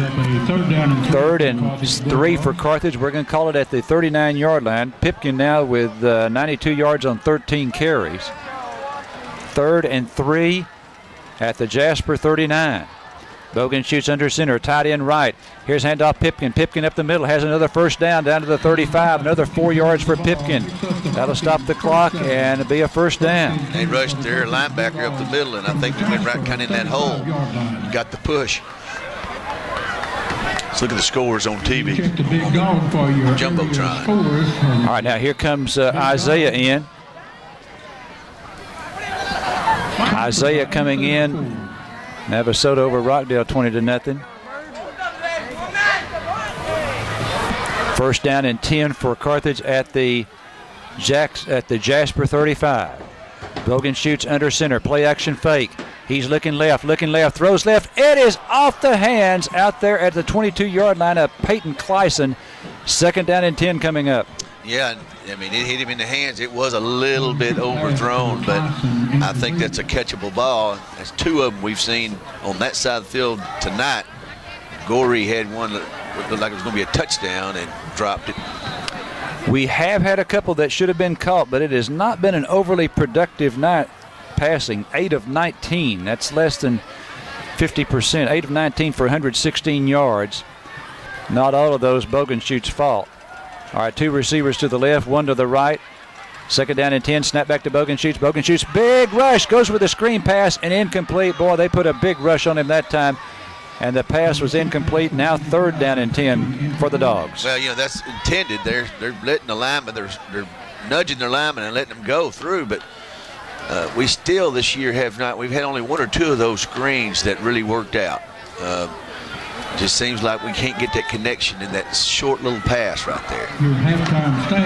Yeah, it's almost like we're not selling it good by our offensive linemen. But a big 3rd down conversion here, Jasper on their last drive there after halftime, was able to convert on some 3rd downs. We need to convert here and get ourselves back in the game, get some points on the board. All right, 3rd and 10 at the Jasper 35. Bogenschutz in the shotgun. Snap back to him. Pretty good protection this time. He's throwing left. Has a man out there. And a great catch as he was hit hard. That's Goree on the reception for a 1st down. That's our go-to guy. When we need something done, we'll go to Goree. I'm sure he's double covered a lot of the time. But it looked like he was at that point, but it was just in the crease between the 2 defenders. And a good play there by Bogey and the receiver. He was in double coverage, went up and got it. All right, 16-yard reception that time for Goree. Bogenschutz again under center. Handoff this time goes to Pipkin. Pipkin up the middle and has about 2 or 3. Going to be spotted at about the 16. We'll give him 3 to the 16. Yeah, just dive up the middle. A fake to the receiver coming from right to left. Trying to pull the defense off of it, but it didn't do so well that time. But that's all right. We're still positive territory, and we're down deep in their territory. Okay, so we'll give him 3 to the 16, making it 2nd and 7. 2nd and 7 for Carthage at the Jasper 16-yard line. Bogenschutz under center. Ball on the left hash. Here's a pump fake to the right. Now throwing into the end zone for Rutherford. He's open. He's got it for the touchdown. Pump fake right, and then Rutherford caught the 16-yard TD pass. Yes, once the pump fake started, he got separation, and he just threw it into the end zone. He could have led him a little better, but that's just as good. Touchdown, whatever it takes. Bulldogs back ahead now. Got to figure our stuff. I saw Preston talking to him on defense down here. I wonder if Dustin was listening in on that. You're right, Mark. Rutherford had to slow up just a little bit to catch it, but he had enough distance between him and the defender. Still was able to come up with a reception. Okay, here's a high snap. Rittenberry pulls it down. The kick is away, and it is good. And it's Carthage now up again, 28-24 over Jasper. 4:51 to play in the 3rd. Back right after this. Carthage Dental Center is now scheduling new patients. They offer dental cleanings, whitenings, dentures, partials, extractions, and wisdom teeth extractions. Don't worry, it won't hurt. They do have nitrous and sedation. Now, Carthage Dental Center is located at 401 North Adams in Carthage. They're open Monday through Thursday from 7:30 in the morning until 3:30 in the afternoon, and they accept children's Medicaid, CHIP, Care Credit, insurance, private pay, and of course, all major credit cards. That's Carthage Dental Center. Stop by today.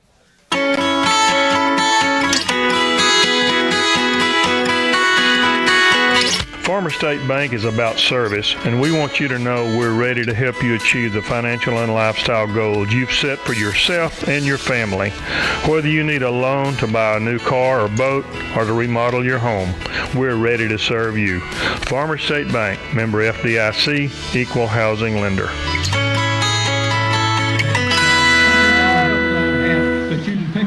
All right, 4:51 to play in the 3rd quarter, and we've taken the lead. 28-24. Time to make a stop, Mark. It is. In the past, we've been spoiled. We'd go in at halftime, and if we give up some yardage and whatnot of a run game or whatever, but we would make an adjustment, and then it would stop. And this year, we just hadn't been able to make those adjustments. Of course, we also had D1 football players, too, on defense, too, which helps you. All right, Gonzalez. Let's see if he goes a sky kick. Sky kick left.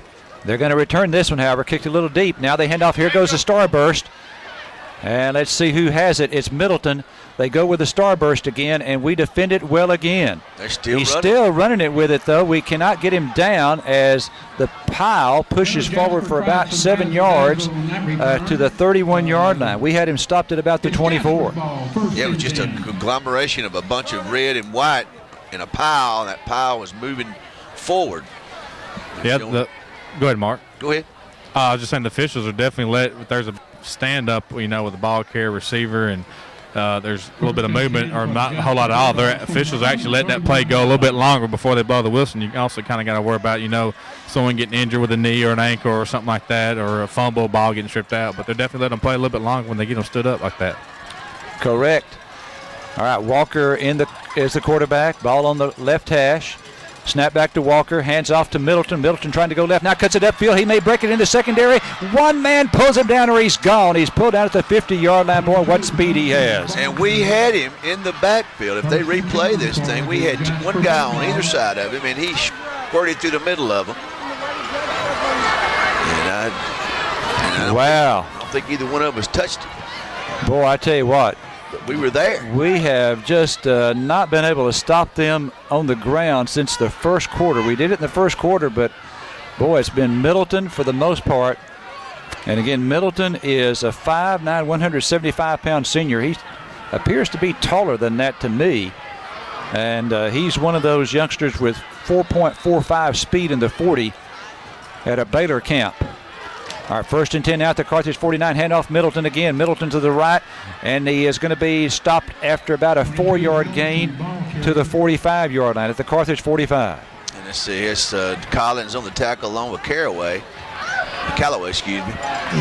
Jasper fans on the previous play, sorry, Mark, they were wanting a horse collar tackle, but our defender actually had the jersey behind the shoulder pads, so that's what the Jasper fans are upset with.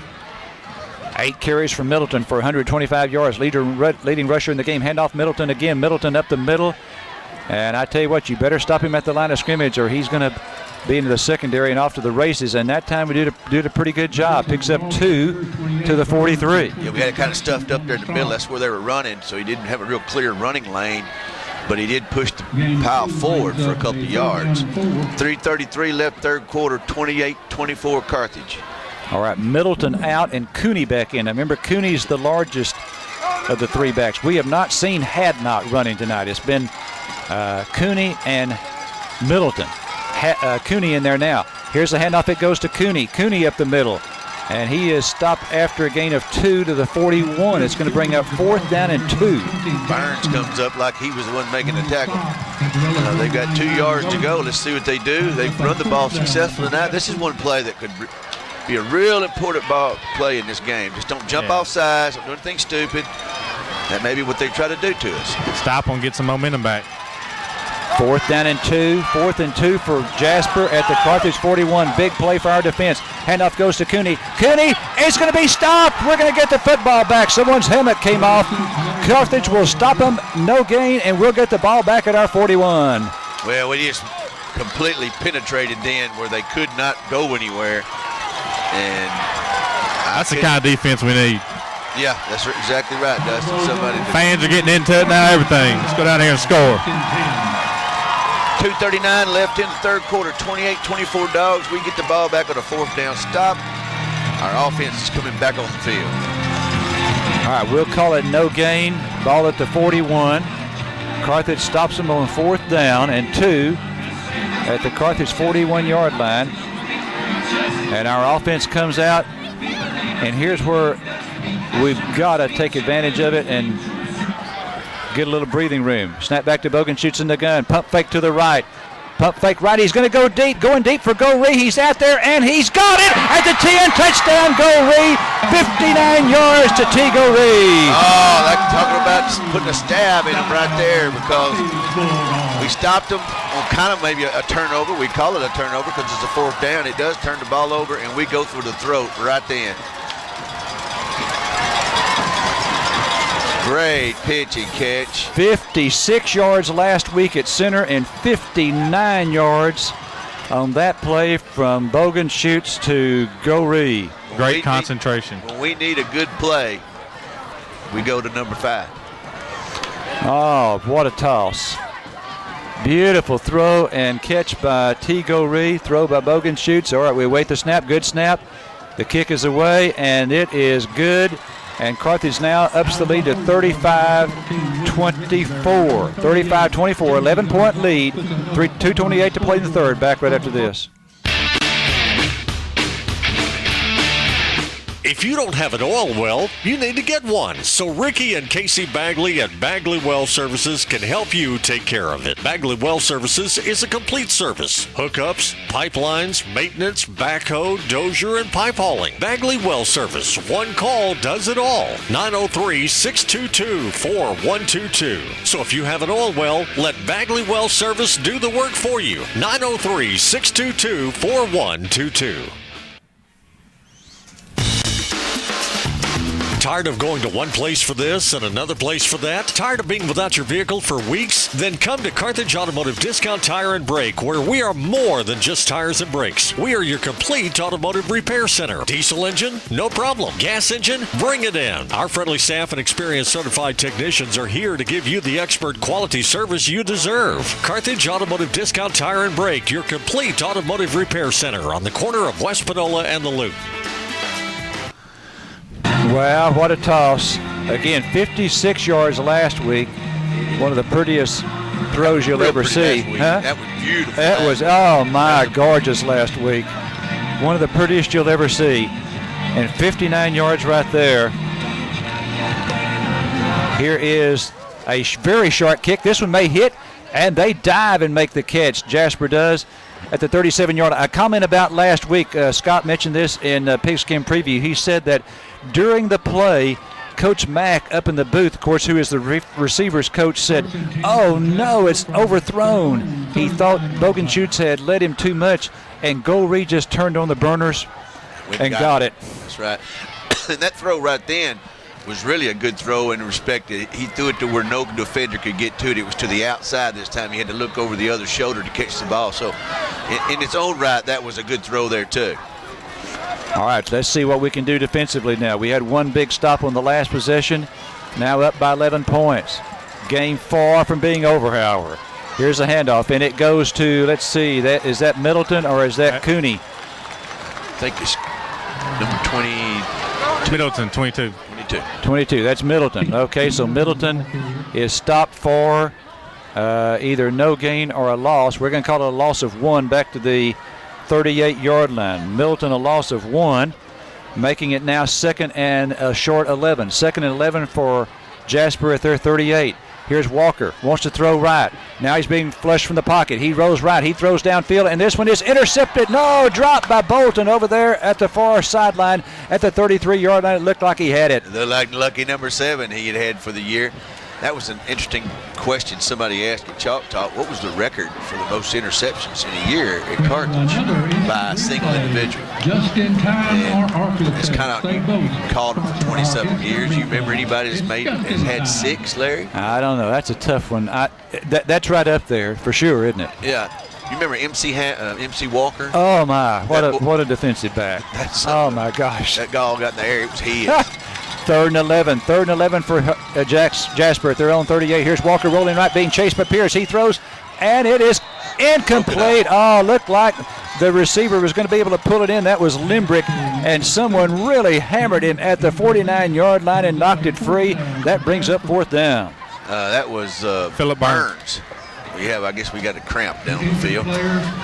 Talking about MC Walker, I mean, he played on both sides of the ball. I played with him. He was a senior when I was a junior, and he's a defensive back, about 5'11", 185 pounds. He played receiver, so he was a both two-way starter. I mean, he did kickoff returns and punts. He was a heck of an athlete. Well, I remember when they threw the ball against him, he became the receiver. I mean, it's like he took that's my ball. And tremendous leaping ability.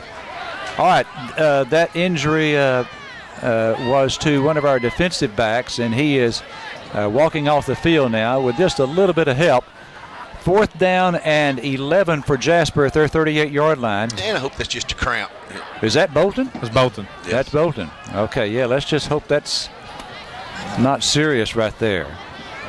1:43 left in the third quarter, 35-24 Dogs. Very valuable sophomore. They're going to Dustin Swaim's going to take the right shoe off and start working on him. All right, the line of scrimmage is the 38-yard line, where Lopez now takes a 12-yard drop. Low snap, he picks it up, and he gets loose. Now he gets off a very short kick, a low snap. It was almost blocked. Then he gets off a very short kick. We get away from it, and this is going to be a punt of less than 10 yards. It's going to be an 8-yard punt, and we've got great field position at the Jasper 46. Low snap caused that. Was that Collins that came in and pressured him? It was a low snap, but we had a man right there pressuring him. Made him run the ball a little bit, and then kind of a rugby-style kick like our kicker runs, but it went straight up in the air. I think it was Phillip Burns. Phillip, if it's him, he is defensive player of the game. The way I'm seeing. He's had a good night. All right, offense. Yep, 8-yard punt. Short one, so we've got to take advantage of this miscue by Jasper. 1st and 10 now at our 46. Sometimes, again, Surratt likes to go for the bomb quickly. Here's a pitch out. It goes to Pipkin. Pipkin going left. And, really hit hard after a gain of about 2 yards. Boy, they pursue in a hurry. Well, and we loaded the side over there. It was Isaiah and company. We had 4 guys on that side of the field out there to lead block for a sweep, and they came through that smelling like a rose. 1 yard gain for Pipkin puts him at the 100-yard mark on 16 carries. 2nd and 9 for Carthage at the Jasper 45-yard line. All right.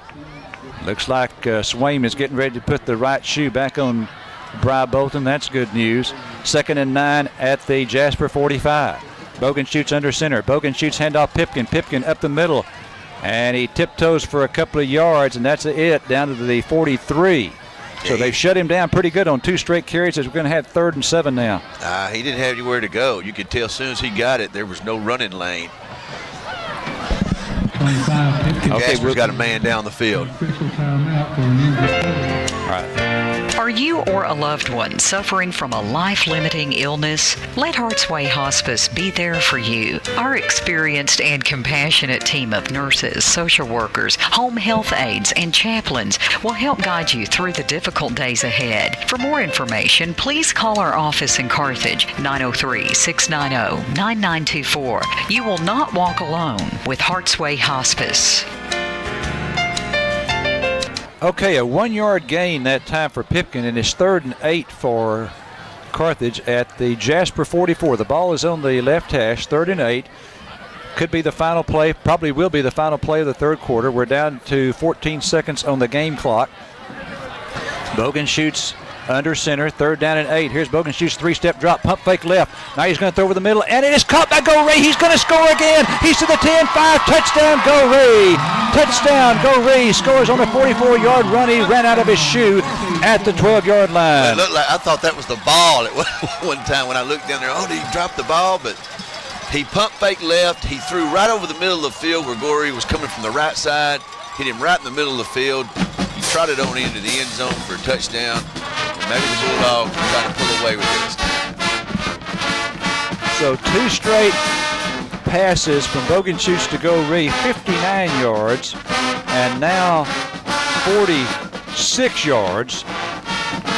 And it is 41-24. Okay, we await the extra point. Good snap. Here's the kick by Gonzalez, and it is good. And it is now 42-24. Carthage by 18 as the 3rd quarter comes to the end. We have 12 minutes remaining. Don't dare leave us.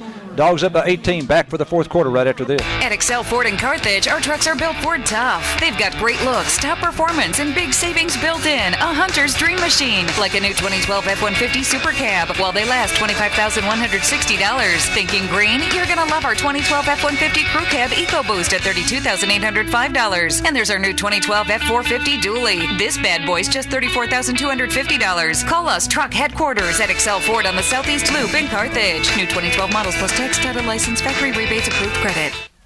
At Citizens Bank, you'll be impressed, 'cause we stand for your success. Where do you stand with your bank? At Citizens Bank, we'll help you to know exactly where you stand, so you can stand tall financially. We are your full-service bank with the advantage of highly efficient, competent, and friendly service. Come in to Citizens Bank in Carthage today. Member FDIC and equal housing lender. 'Cause we stand for your success. Okay, Jerry, 2 questions from halftime. You said core bands change the tempo quite frequently. Why do they do that? It's just the style of the music, and that's something they're judged on. Up-tempo, slow-tempo, concert formation type thing. In other words, core bands are expected to do that. That's correct. Okay, I got one more question coming for later for you. All right. All right, Gonzalez ready to kick off. Dogs lead it 42-24. And I tell you what, Mark, we have, without a doubt, one of the top passers around in East Texas. Well, there's a difference in the last 2 ball games. Center didn't have the quarterback we got, and neither does his team. That's right. You're right. That's the difference. That's just honesty right there. Okay, here's a sky kick. They call for the fair catch. All right, he wants it between the 28 and 32, and that's at the 34. So we'll take that right there, 34-yard line, no return. When you've got a quarterback like we've had the last 5-6 years, you can spread your offense around and to do so many more things.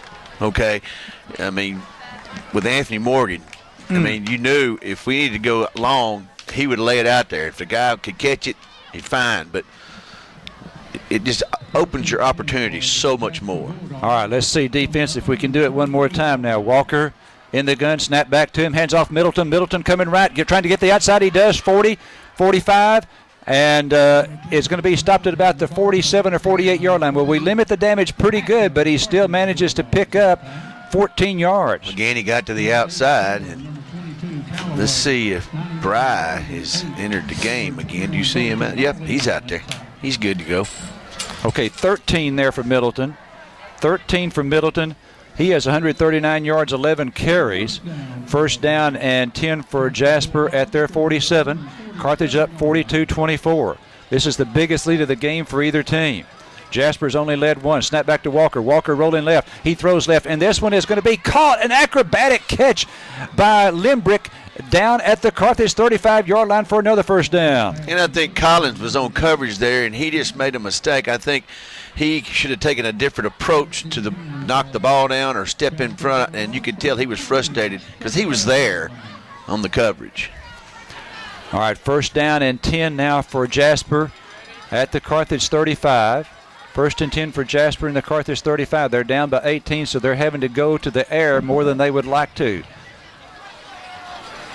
Walker in the shotgun. 11:18 to go. Walker hands off to Cooney. Cooney going left. Cooney wrapped up and manages to get a couple of yards on his strength. But we had him defense well there. Would not let him get outside. 2 yards for Cooney. And wouldn't let him get to the sidelines either to slow the clock up. The clock is our friend now. And we want to keep it our friend. 2nd and 8 for Jasper at the Carthage 33.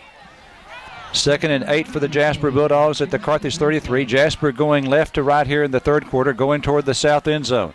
Walker in the gun, snap back to him. Walker play action fake. He rolls to his right. He's going to throw to his right, and this one is caught down at the 20-yard line, and he's going to be down there at the 20. That's going to be a first down, a 13-yard pass play. That's one of his better throws tonight. He rolled to his right to keep the pressure off of him. We had 2 guys in pursuit of him, but he got rid of the ball in time. He found his receiver downfield. That's just a pretty decent play on Jasper's part right there. Any way you slice it, we've got a 3-score lead because, 2 touchdowns and 2 twos would just be 16 points. We're up by 18. Here's a high snap on the snap, and here's the ball still loose back at the 40-yard line, and we've got it. Carthage has the fumble recovery after a high snap, and we get it at the Jasper 30, or at the Carthage 38-yard line. And that's just a gift to us. But you know what? It could have been that the center had Isaiah Golden over the top of him and was trying to hurry the snap to get to his block. 10:18 left now. We have the ball and a nice lead. Let's just see if we can't hand it off to Tevin and use our hogs.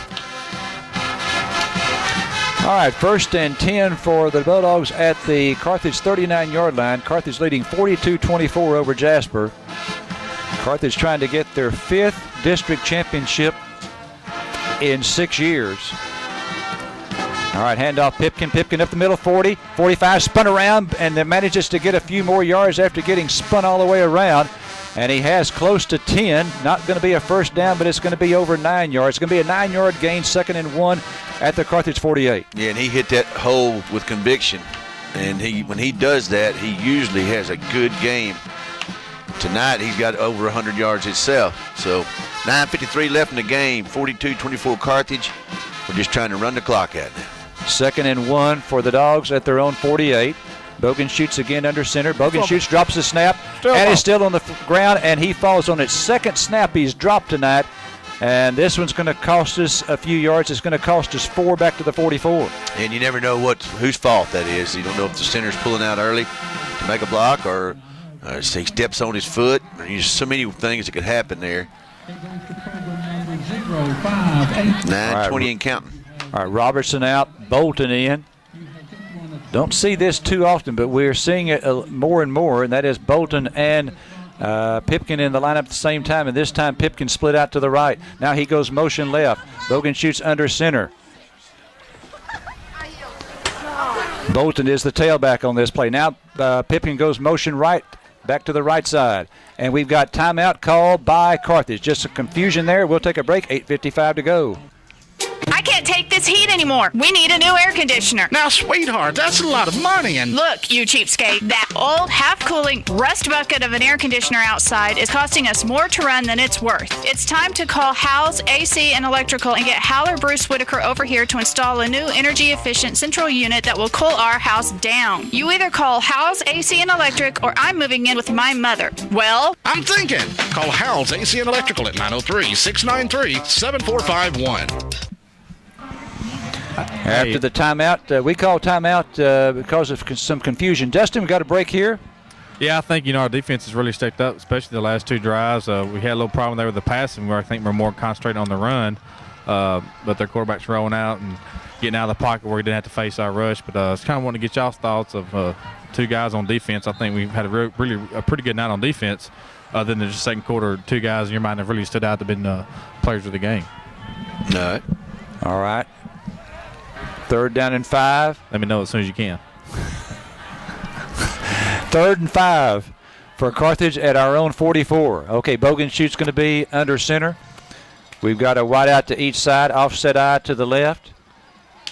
And here's a play action fake. Bogan shoots, wants to throw, throws it, and it's caught by Kleisen at the 45, 40, 35, and out of bounds close to the 30-yard line. Kleisen catches it coming out of the backfield, and the Bulldogs will move the chains. Great play there, great throw. He was under pressure, and he threw the right touch on the ball after being under pressure. That's what was so good about that. But okay, that's going to be a 25-yard gain on the pass play to Kleisen. 8:47 left, 42-24 Carthage. Boy, I tell you what, I like the way we spread the ball around through the air. Okay, here's Bogan shoots again under center. Kleisen goes motion left. Here's a handoff to Pipkin. Pipkin straight ahead. Taking some time off the clock, picking up a couple of yards, picked up about 3 there to the 29-yard line. Didn't have much running room there. It was pretty much stacked up at the line of scrimmage. Just like Dustin said earlier, that defense is pretty good. All right, spreading it around. I have Goree 4 receptions for 184, Rutherford 2 for 23, Blissett 1 for 15. Bogan shoots a reception for 4, Kleisen 2 for 30, Bolton 1 for 4. 1, 2, 3, 4, 5, 6 receivers. That's spreading it, isn't it? Well, I tell you what, you can't concentrate on just one guy. Of course, we know Goree is sort of the go-to guy, but good to spread it around. Okay, now it's second down and 7 at the 29-yard line.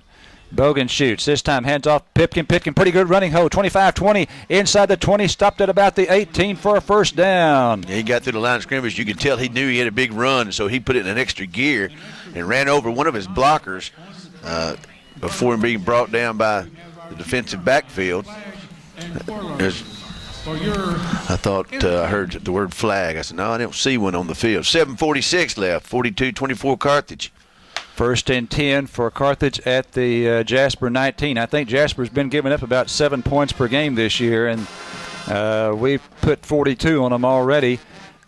Headed toward another touchdown, hopefully. 1st and 10 at the Jasper 19. Bogan shoots. Handoff Pipkin. Pipkin hit hard at the line of scrimmage. Holds onto the football. No gain. Yeah, he took a real hit there. Hope he gets up. He gets up. That was one of the hardest hits of the night right there. Second down and 10 for Carthage at the Jasper 19. Time down to 7:10 and counting. And, we knew if we stopped Jasper's run, they couldn't beat us. You stop our run, we're going to pass. That's just the way it is. Second down and 10. All right, go right. And let's see, this is Rutherford left. All right, we've got a wing left. That's Clyson. Handoff, no play action fake. He rolls left. He throws. Clyson wide open to the 15, to the 10. Clyson down close to the 5-yard line. Going to be another first down. It's going to be first and goal for the Bulldogs. That's a new wrinkle that's been opening up here in the last few weeks, throwing the ball to Clyson. We hadn't had a definite tight end, so he is kind of taking that role, All right, that's going to be a 14-yard completion to Clyson. 14 to Clyson. Clyson now 3 receptions, 44 yards. First and goal down at the 5-yard line. First and goal at the 5 for Carthage. 6:25 left to play in the fourth quarter. Carthage up 42-24. Rutherford right, Goree left. Here's a handoff to Pipkin. Pipkin going left. Pipkin going to go toward the goal line, and he is out of bounds, just short of the goal. Bolton, excuse me. They pulled after that good hit. He came to the sidelines and he's shaking his head. He's all right. That was a tough hit to take. He took a while ago. 4 yards for Bolton down to the 1. 4 yards for Bolton to the 1-yard line. Now second and goal at the 1. 6:08 left. Second and goal at the 1. Okay, Dogs up to the line of scrimmage at the 1-yard line. Bogan shoots under center. 2 receivers to the left. Handoff. Clyson untouched. Untouched into the end zone over the right side. What blocking over there. Great job, guys, on that line. 1-yard run, Clyson, 48-24 Dogs. Yes, we never hand off to him from the backfield. He's usually blocking or he's in motion or something else, but just like the last few years when we've had that fullback, every once in a while we'd hand to him and it was successful. 6:03 left. We go ahead 48-24, waiting for the extra point. All right, Gonzalez in to make it hopefully 49-24. Here is the kick, and this one is good, and it is 49-24 Carthage. 6:03 to play in the fourth. Back from Bulldog Stadium right after this break. The law office of Chris Irvin is a proud supporter of Carthage football. Got a DWI or other criminal case? Do you need your child support adjusted? Attorney Chris Irvin, now located at 123 West Sabine in Carthage, handles criminal cases, family law cases including divorce, child custody, and child support issues, and estate planning. Whether you're preparing your will or probating the estate of a loved one, any problem, no matter how big or small, give attorney Chris Irvin a call at 903-693-6637.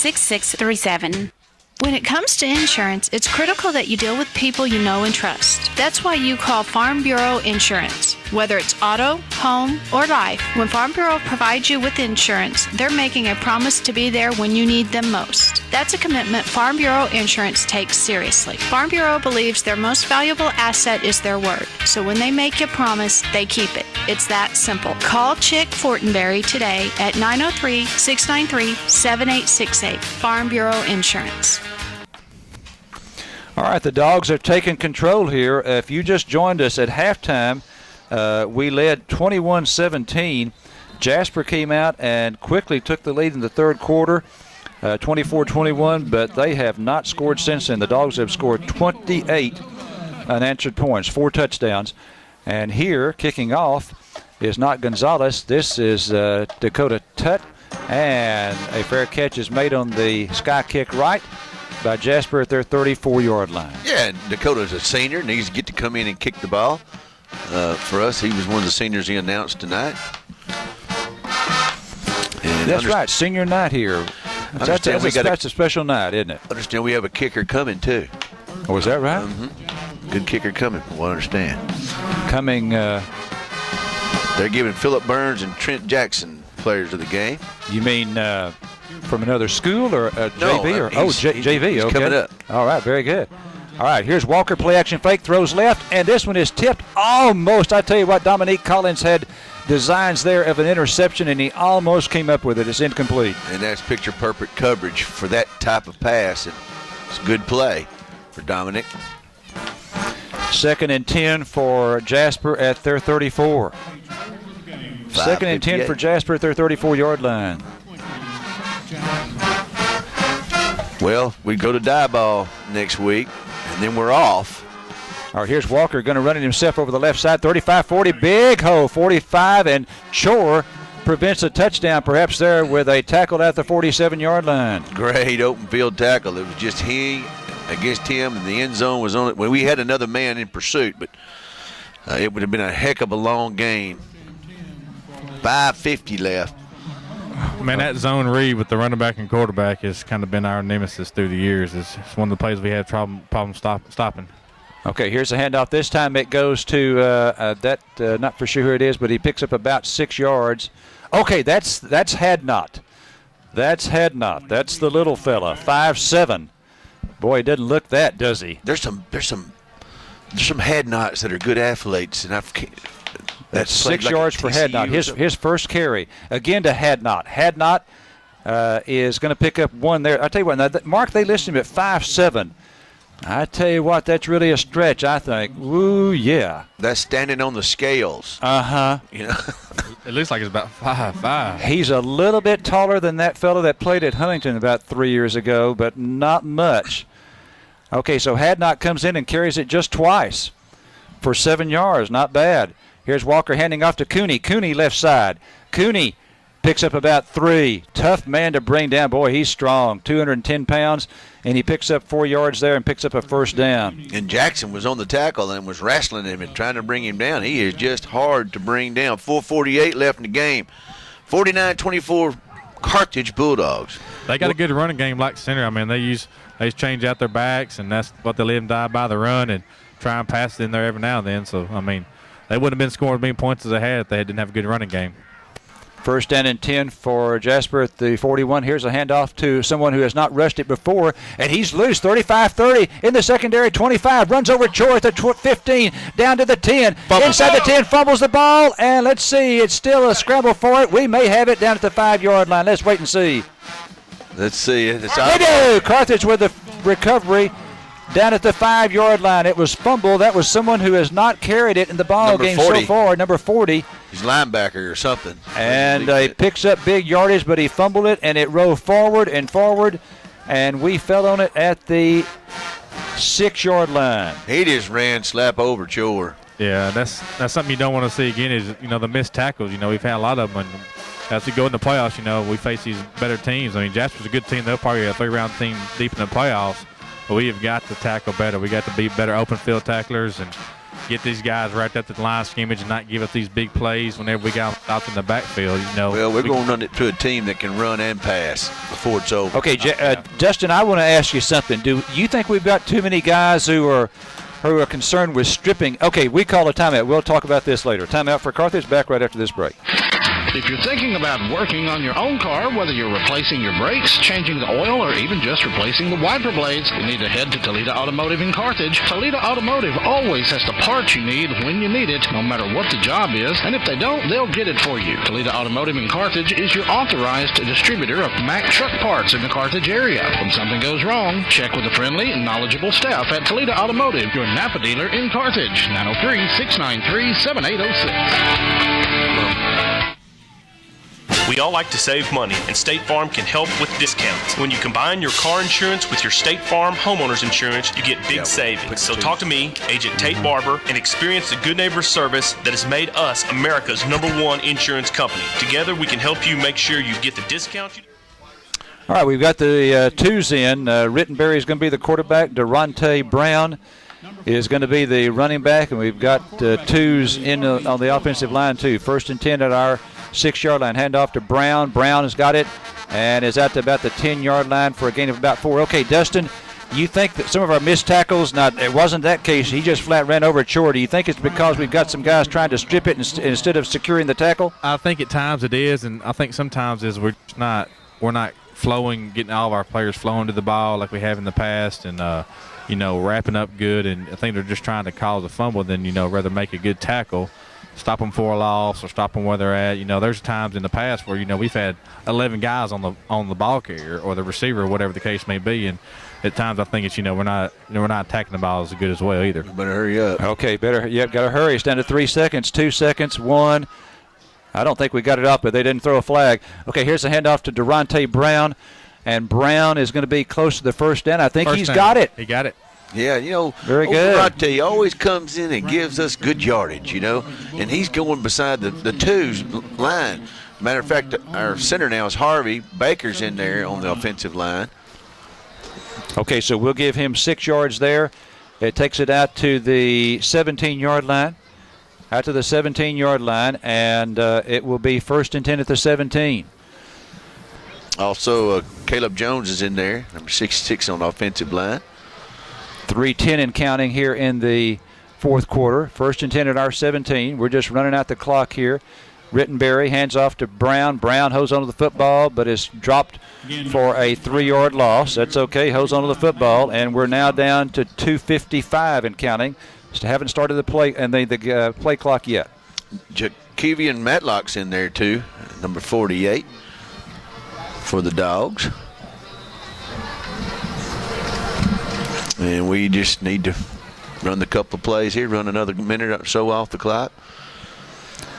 2:35. Rittenberry between each play comes over to the sideline, gets the call, then goes out and makes sure he gets it down to below 5 on the play clock before snapping it. It's now down to 5, 4, 3, 2, 1. Barely got it off. Handoff goes to a running back, and he's fumbled, and they've got the loose football. Jasper has recovered at about the 16-yard line. Well, I wonder why he was slapping his hand on the ground. The young man who was carrying the ball, they didn't even get who was carrying it, the number of him, but it doesn't matter. We got our defense to see what they're going to do. They're going to bring the starting guys back in. Okay, Klaus is coming in though. 2:12. Okay, see a couple of shoes in there. There's James Marshall. I don't see Mario. I don't see Isaiah. Isaiah will not be out there. It's a timeout. Carthage. All right, timeout Carthage. If you need construction done, well, check with Carlos and Shane Courtney at Courtney's Construction Incorporated. They're the best in the business, whether it's pipeline or dirt work, oil field maintenance, or general construction. The Courtneys are well experienced. Call them at 903-694-2911 or drop by 2617 US 79 North in Carthage. Courtney Construction Incorporated. When you need it done right, call Courtney Construction. They'll get it done.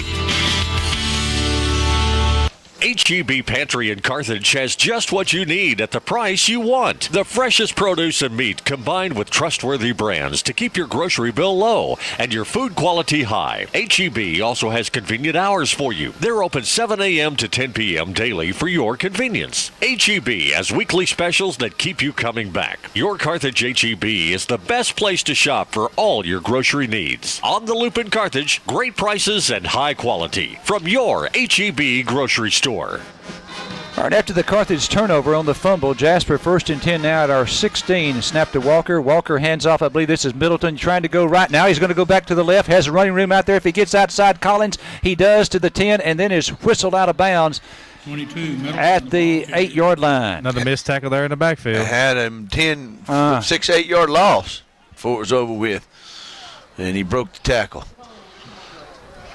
Maybe we're just facing a bunch of good, hard-running, elusive running backs here that have good up and can get off our tackles. Well, they're 7-1, so they're a good team. There's no doubt about it. All right. Okay, gain of 8 there. 2nd down and 2. Here's Walker throwing into the end zone, left side for Collins. Pretty good coverage there by Dominique. Great coverage, and that's going to be incomplete, making it 3rd down and 2. 1:56 left, 49-24 Carthage trying to close out this game. We'll go to Diboll next week, who had not won a game, I guess, in district, had they, until tonight. Were they playing Huntington tonight, or who were they playing tonight? And anyway. I think they are. One of them will finally get a win, but this will put us in the championship. Okay, here's Walker running to his left. Walker has a 1st down and it's going to be inside the 5. Walker picks up about 4 yards on the play. Jackson gets up a little slow, but he does get up. You know, I know Coach is not going to be happy with 24 points. This points here mean nothing, but with 24 points, he was not happy with the 29 we let center have last week. And if we give up a lot of points, we just can't keep outscoring everybody. I guess we could, theoretically, but we'd like to be stronger on defense. All right, 1st and goal from the 3. Here's Walker, play action fake, rolled into his left, throws it high out of the end zone, intended for Limbrick, but he was well covered.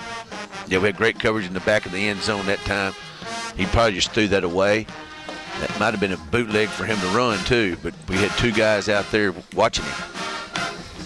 Well, the Bulldogs, with the victory over center, they moved from 6th to 4th in the Harris poll, and a win here over a team that was ranked in the top 25 in the Harris poll, we could move up another notch. West Orange Stark is in front of us at 3rd. Okay, here's a handoff, and it goes to a running back who is in for the end zone. That is Middleton, scoring on a 3-yard touchdown run. So with 1:36 left, they scored to bring the game to 49-30. We've beaten 2 good teams in a row and beaten them by the score decently handily, but we still don't like to give up the amount of points we're giving up. 49-30.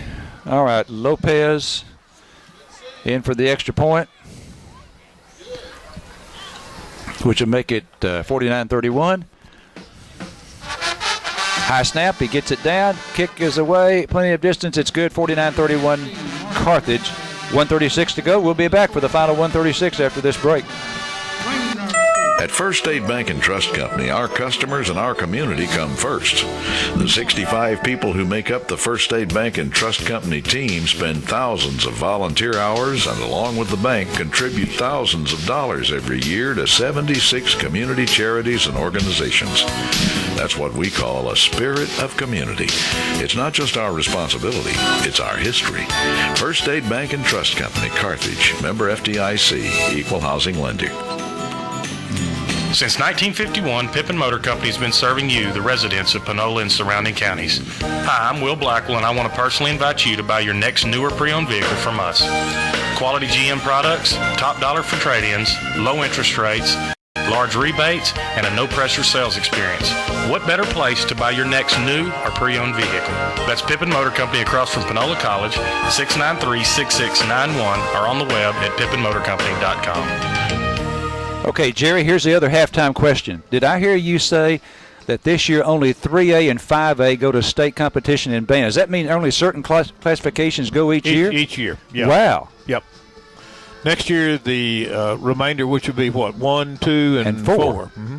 Okay. Did you see where they're changing the lineup, too, on the 3A and 2A, where 4 teams will make the playoffs? Going to have 14. That means next year 4 out of the 5 will make it from our district. They're watering it down too much. Oh, my gosh. Remember the first 2 or 3 games? The first games are usually just runaways, you know. Why are they doing that, Dustin? Money? I think they talked about moving up 6A, making a 6A. They are. Okay, they are. That's right. We'll talk about after kickoff. Okay. All right, got the kickoff coming here from Jasper. This is it's a pooch kick. It's an onside kick, and we pick it up, and we may score. This is runner going to the 20-yard line, and let's see who that is. Number 16. We've got it. Number 16 is Christian Allison. Okay, Dustin, does he get to advance that, or do we have to take it where he picked it up? I think after they hit it, it changes, doesn't it? I don't know. But I think one of the deal was, 3A only had 3 teams going to playoffs, and it didn't have Division I, Division II playoff scenario like 5A, 4A, 2A, and 1A. So we've been wondering why the UIL has not put 3A into that. Well, they voted on it, and they also decided to have a 6A, which means next year, I don't know if it's next year or the 2014-2015 season, we'll be moving up to 4A, which basically what it is, they're moving every classification up, and 1A Division I will be the new 2A, and 1A Division II will be just the new 1A. So next year we'll be in 4A, which will basically be the 3A. 4A will move it to 5A, which is basically 4A, and then 5A go up to 6A, which is basically 5A. So it's a lot of deals like UAL playoff games. They get a certain percentage of tickets sold, 10%. So it's just a more. I think it's a more money thing for them. Well, is it correct? Next year in our district, 4 of the 5 will make the playoffs. Is that right? 4 of the 5 will make the playoffs, and I think in the 2013 school year ending, the superintendents will get to vote whether or not we have a Division I and Division II, which means the top 2 enrollment teams in the district out of 4 will go to Division I, and the 2 lower teams in the enrollment will go to Division II, which, that's why 3A this year, if you go to state championship Division I, you only pay 15 games instead of 16. We're the only classification like that, and you kind of wonder why the UL didn't do that last year whenever they did the 2A. So. Yeah. All right. In the other division, we have to play it at a different kind of time than the rest of the championships do, Yeah, they're slowly getting involved, but next year, I don't know if it's next year or the year after, we'll be in what's called 4A. I don't think there'll be 4A numbers in there. I think they'll adjust them like they have every 2 years, but we'll be in 4A, and then the 5A, like it is this year, will be in a 6A. Longview will be in 6A. Yeah, exactly. That's right. Okay, at minute 29 to go. And we're in the victory formation. Rittenberry takes a snap, goes down. With 1:26 left, the clock running. And it may be better if they do it that way, Larry, because the 2 Division IIs will play each other, and those are the weaker teams. Usually that third team is weak. The fourth one's but could be die ball. You look at like the next old district we were in. They got 7 teams, 4 out of 7 goes. In our district, 4 out of 5 goes. So, they need to start leveling out the number of teams in each district to make it fair, because I think y'all both agree there's a lot of teams that are in that old district we were in. If they were in ours, they would be in the playoffs just because it's so hard of a district. All right, 2nd and 11 after the loss of 1. Another victory formation play. Rittenberry snap, takes a knee. Another loss of 1. Maybe they won't blow it in for a while here. This may be 38 seconds game. to go. That may be it right here. Depends on what the referee wants to do. See if he takes his time to blow it in after the 25 seconds. Yeah, he's going to wait. He's going to wait. Yep. Okay, that's it right there. So Rat's going to start heading toward midfield. The Dogs have won it here by a score of 49-31. We'll be back with the stats and Coach Surratt right after this. Ken Turner Pharmacy on the Square in downtown Carthage has what you need to make you feel better. Not only will Ken Turner Pharmacy fill your prescription promptly, they'll also deliver it to your door. That way you can stay in bed and get better. Whether it's medication you need or a special gift from our gift shop that no one else will have, stop by Ken Turner Pharmacy. Ken Turner Pharmacy on the Square in Carthage, where Carthage's finest tradition. Facing the Huntington. Bill's Meat Market in Carthage is the place to start for all your grilling needs. For the best cuts of meat, be it steaks, pork chops, hamburger, or something different, go to Bill's Meat Market at 1317 West Panola in Carthage. Don't forget Bill's Meat Market when it's time to cater your next event. Call Bill's Meat Market for complete information at 903-693-6122. For a great butcher shop as well as catering, it's Bill's Meat Market, 1317 West Panola in Carthage. Let's shop at Carthage Furniture today. Carthage Furniture, the huge store behind the car wash on West Panola in Carthage. Carthage Furniture, where you find the best in appliances, home furnishings, and home decor. Carthage Furniture, where you buy this morning and you get delivery this afternoon. Monty Bacon and his fine staff are ready to serve you. Remember, you always save when you shop at Carthage Furniture.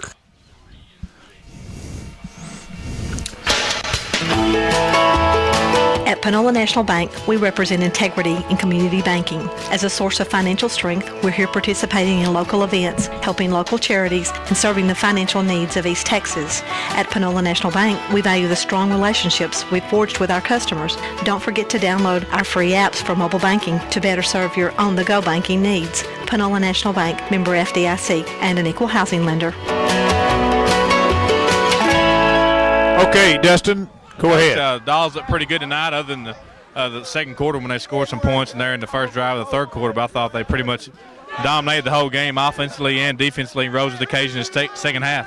Well, they did. They went ahead the second half, drive second half, and what good football teams do when they're down, they raise their play, and I thought we responded to being down, and we played great after that point. The last 7, we turned it over with our backups and gave them 7, but I don't know what it was, but I believe we ended up on like a 28-0 run, and we turned it up.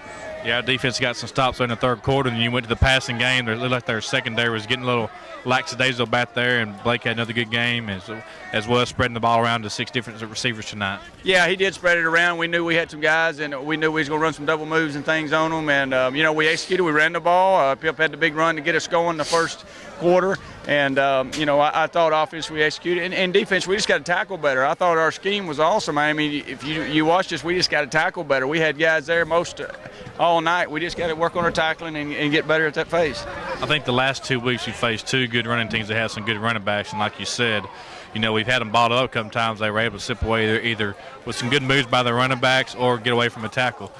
Well, you look at Jasper, and they averaged over 400 yards rushing a game, and they averaged over 40 points a game, and we gave them the last 7, so we felt like we held them with our ones to 24. And well, actually, we gave them 14 points offensively. We gave them 2 short fields, but I thought our defense turned it up in the third, in the fourth when it counted, and that's what good teams do.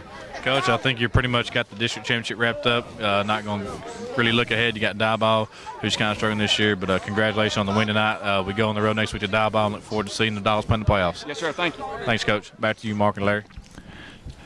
Friday night at Bulldog Stadium, it was senior night, and the Bulldogs responded with a district-clinching 49-31 victory over the Jasper Bulldogs. Tevin Pipkin got it started with a 36-yard run, 9:27 to go in the first. Dogs 7-0. Jasper returned, however, on a 13-yard run by Cooney to tie it up with 4:28 to play in the first quarter. Bogenschutz then went to Peyton Kleisen to give the Bulldogs a 14-7 lead with 11:53 to play in the half. Trent Jackson came in on the jumbo package and upped the lead to 21-7 on a 6-yard run, 5:55 to play in the half, and the Dogs were up by 2 touchdowns. But Jasper scored the final 10 points of the first half, a 63-yard run by Donovan Middleton, narrowed it to 21-14, and then a 32-yard field goal by Lopez on the final play of the first half cut the Carthage lead to 21-17. Jasper came out and took the opening kickoff and drove the length of the field and scored on a 5-yard run to give Jasper their first and only lead of the ball game. Jasper led 24-21 with 8:15 to play in the third quarter. But then the Bulldogs responded with 28 straight points. The first came on a 16-yard pass from Bogenschutz to O'Carrion Rutherford with 4:51 to play in the third. The Dogs took a 28-24 lead. And then a beautiful toss from 59 yards from Blake Bogenschutz to Tego Ree, and the Dog lead was increased to 35-24, 2:28 to play in the third. Then another touchdown pass, another beauty from Bogenschutz to Go Ree. As time expired in the third quarter, it was a 44-yarder, and the Dogs were up 42-24. Peyton Kleisen completed the 28 points straight in a row for the Bulldogs with a 1-yard run. Carthage was up 49-24 with 6:03 to play in the fourth quarter. Late in the fourth quarter, our second-string fumbled, which gave Jasper great field position at our 16-yard line, and they scored on a 3-yard run by Middleton to make the final margin Carthage 49 and Jasper 31. Here's a look at the statistics in the ball game. Jasper with 20 first downs. Carthage had 19.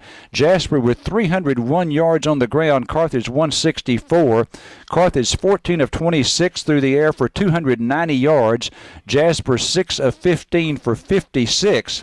So the total yardage, Carthage 454 and Jasper 357. Carthage had a couple of turnovers, as did the Jasper Bulldogs. Jasper now 6-2 on the season, 1-1 in district play. The Carthage Bulldogs are 7-2, and at worst they have clinched a tie for the district championship, their 5th district championship in the past 6 years under head coach Scott Surratt.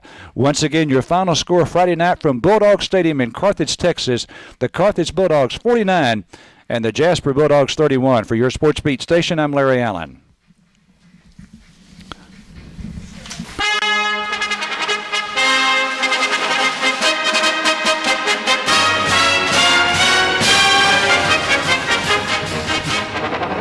It's football time in East Texas, and the Carthage Bulldogs are ready to take the gridiron. The Carthage Dogs have 3 state championships back-to-back.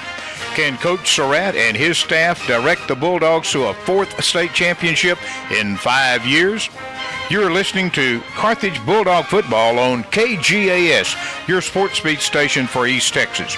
Our broadcast is made possible in part by State Farm Agent Tate Barber, H-E-B Grocery, Courtney Construction, the First State Bank and Trust Company, Pippin Motor Company, Ken Turner Pharmacy, Bill's Fresh Meat Market, Carthage Furniture, Panola National Bank, East Texas Medical Center Carthage, and Prosperity Bank.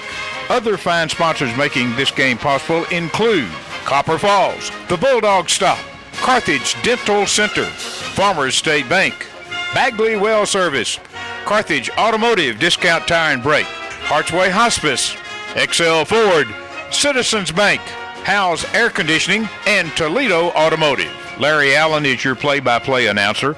Mark Harris will provide the color, and Dustin Burns will have comments from the sidelines. Our starting lineup tonight brought to you by Bauer Furniture Company.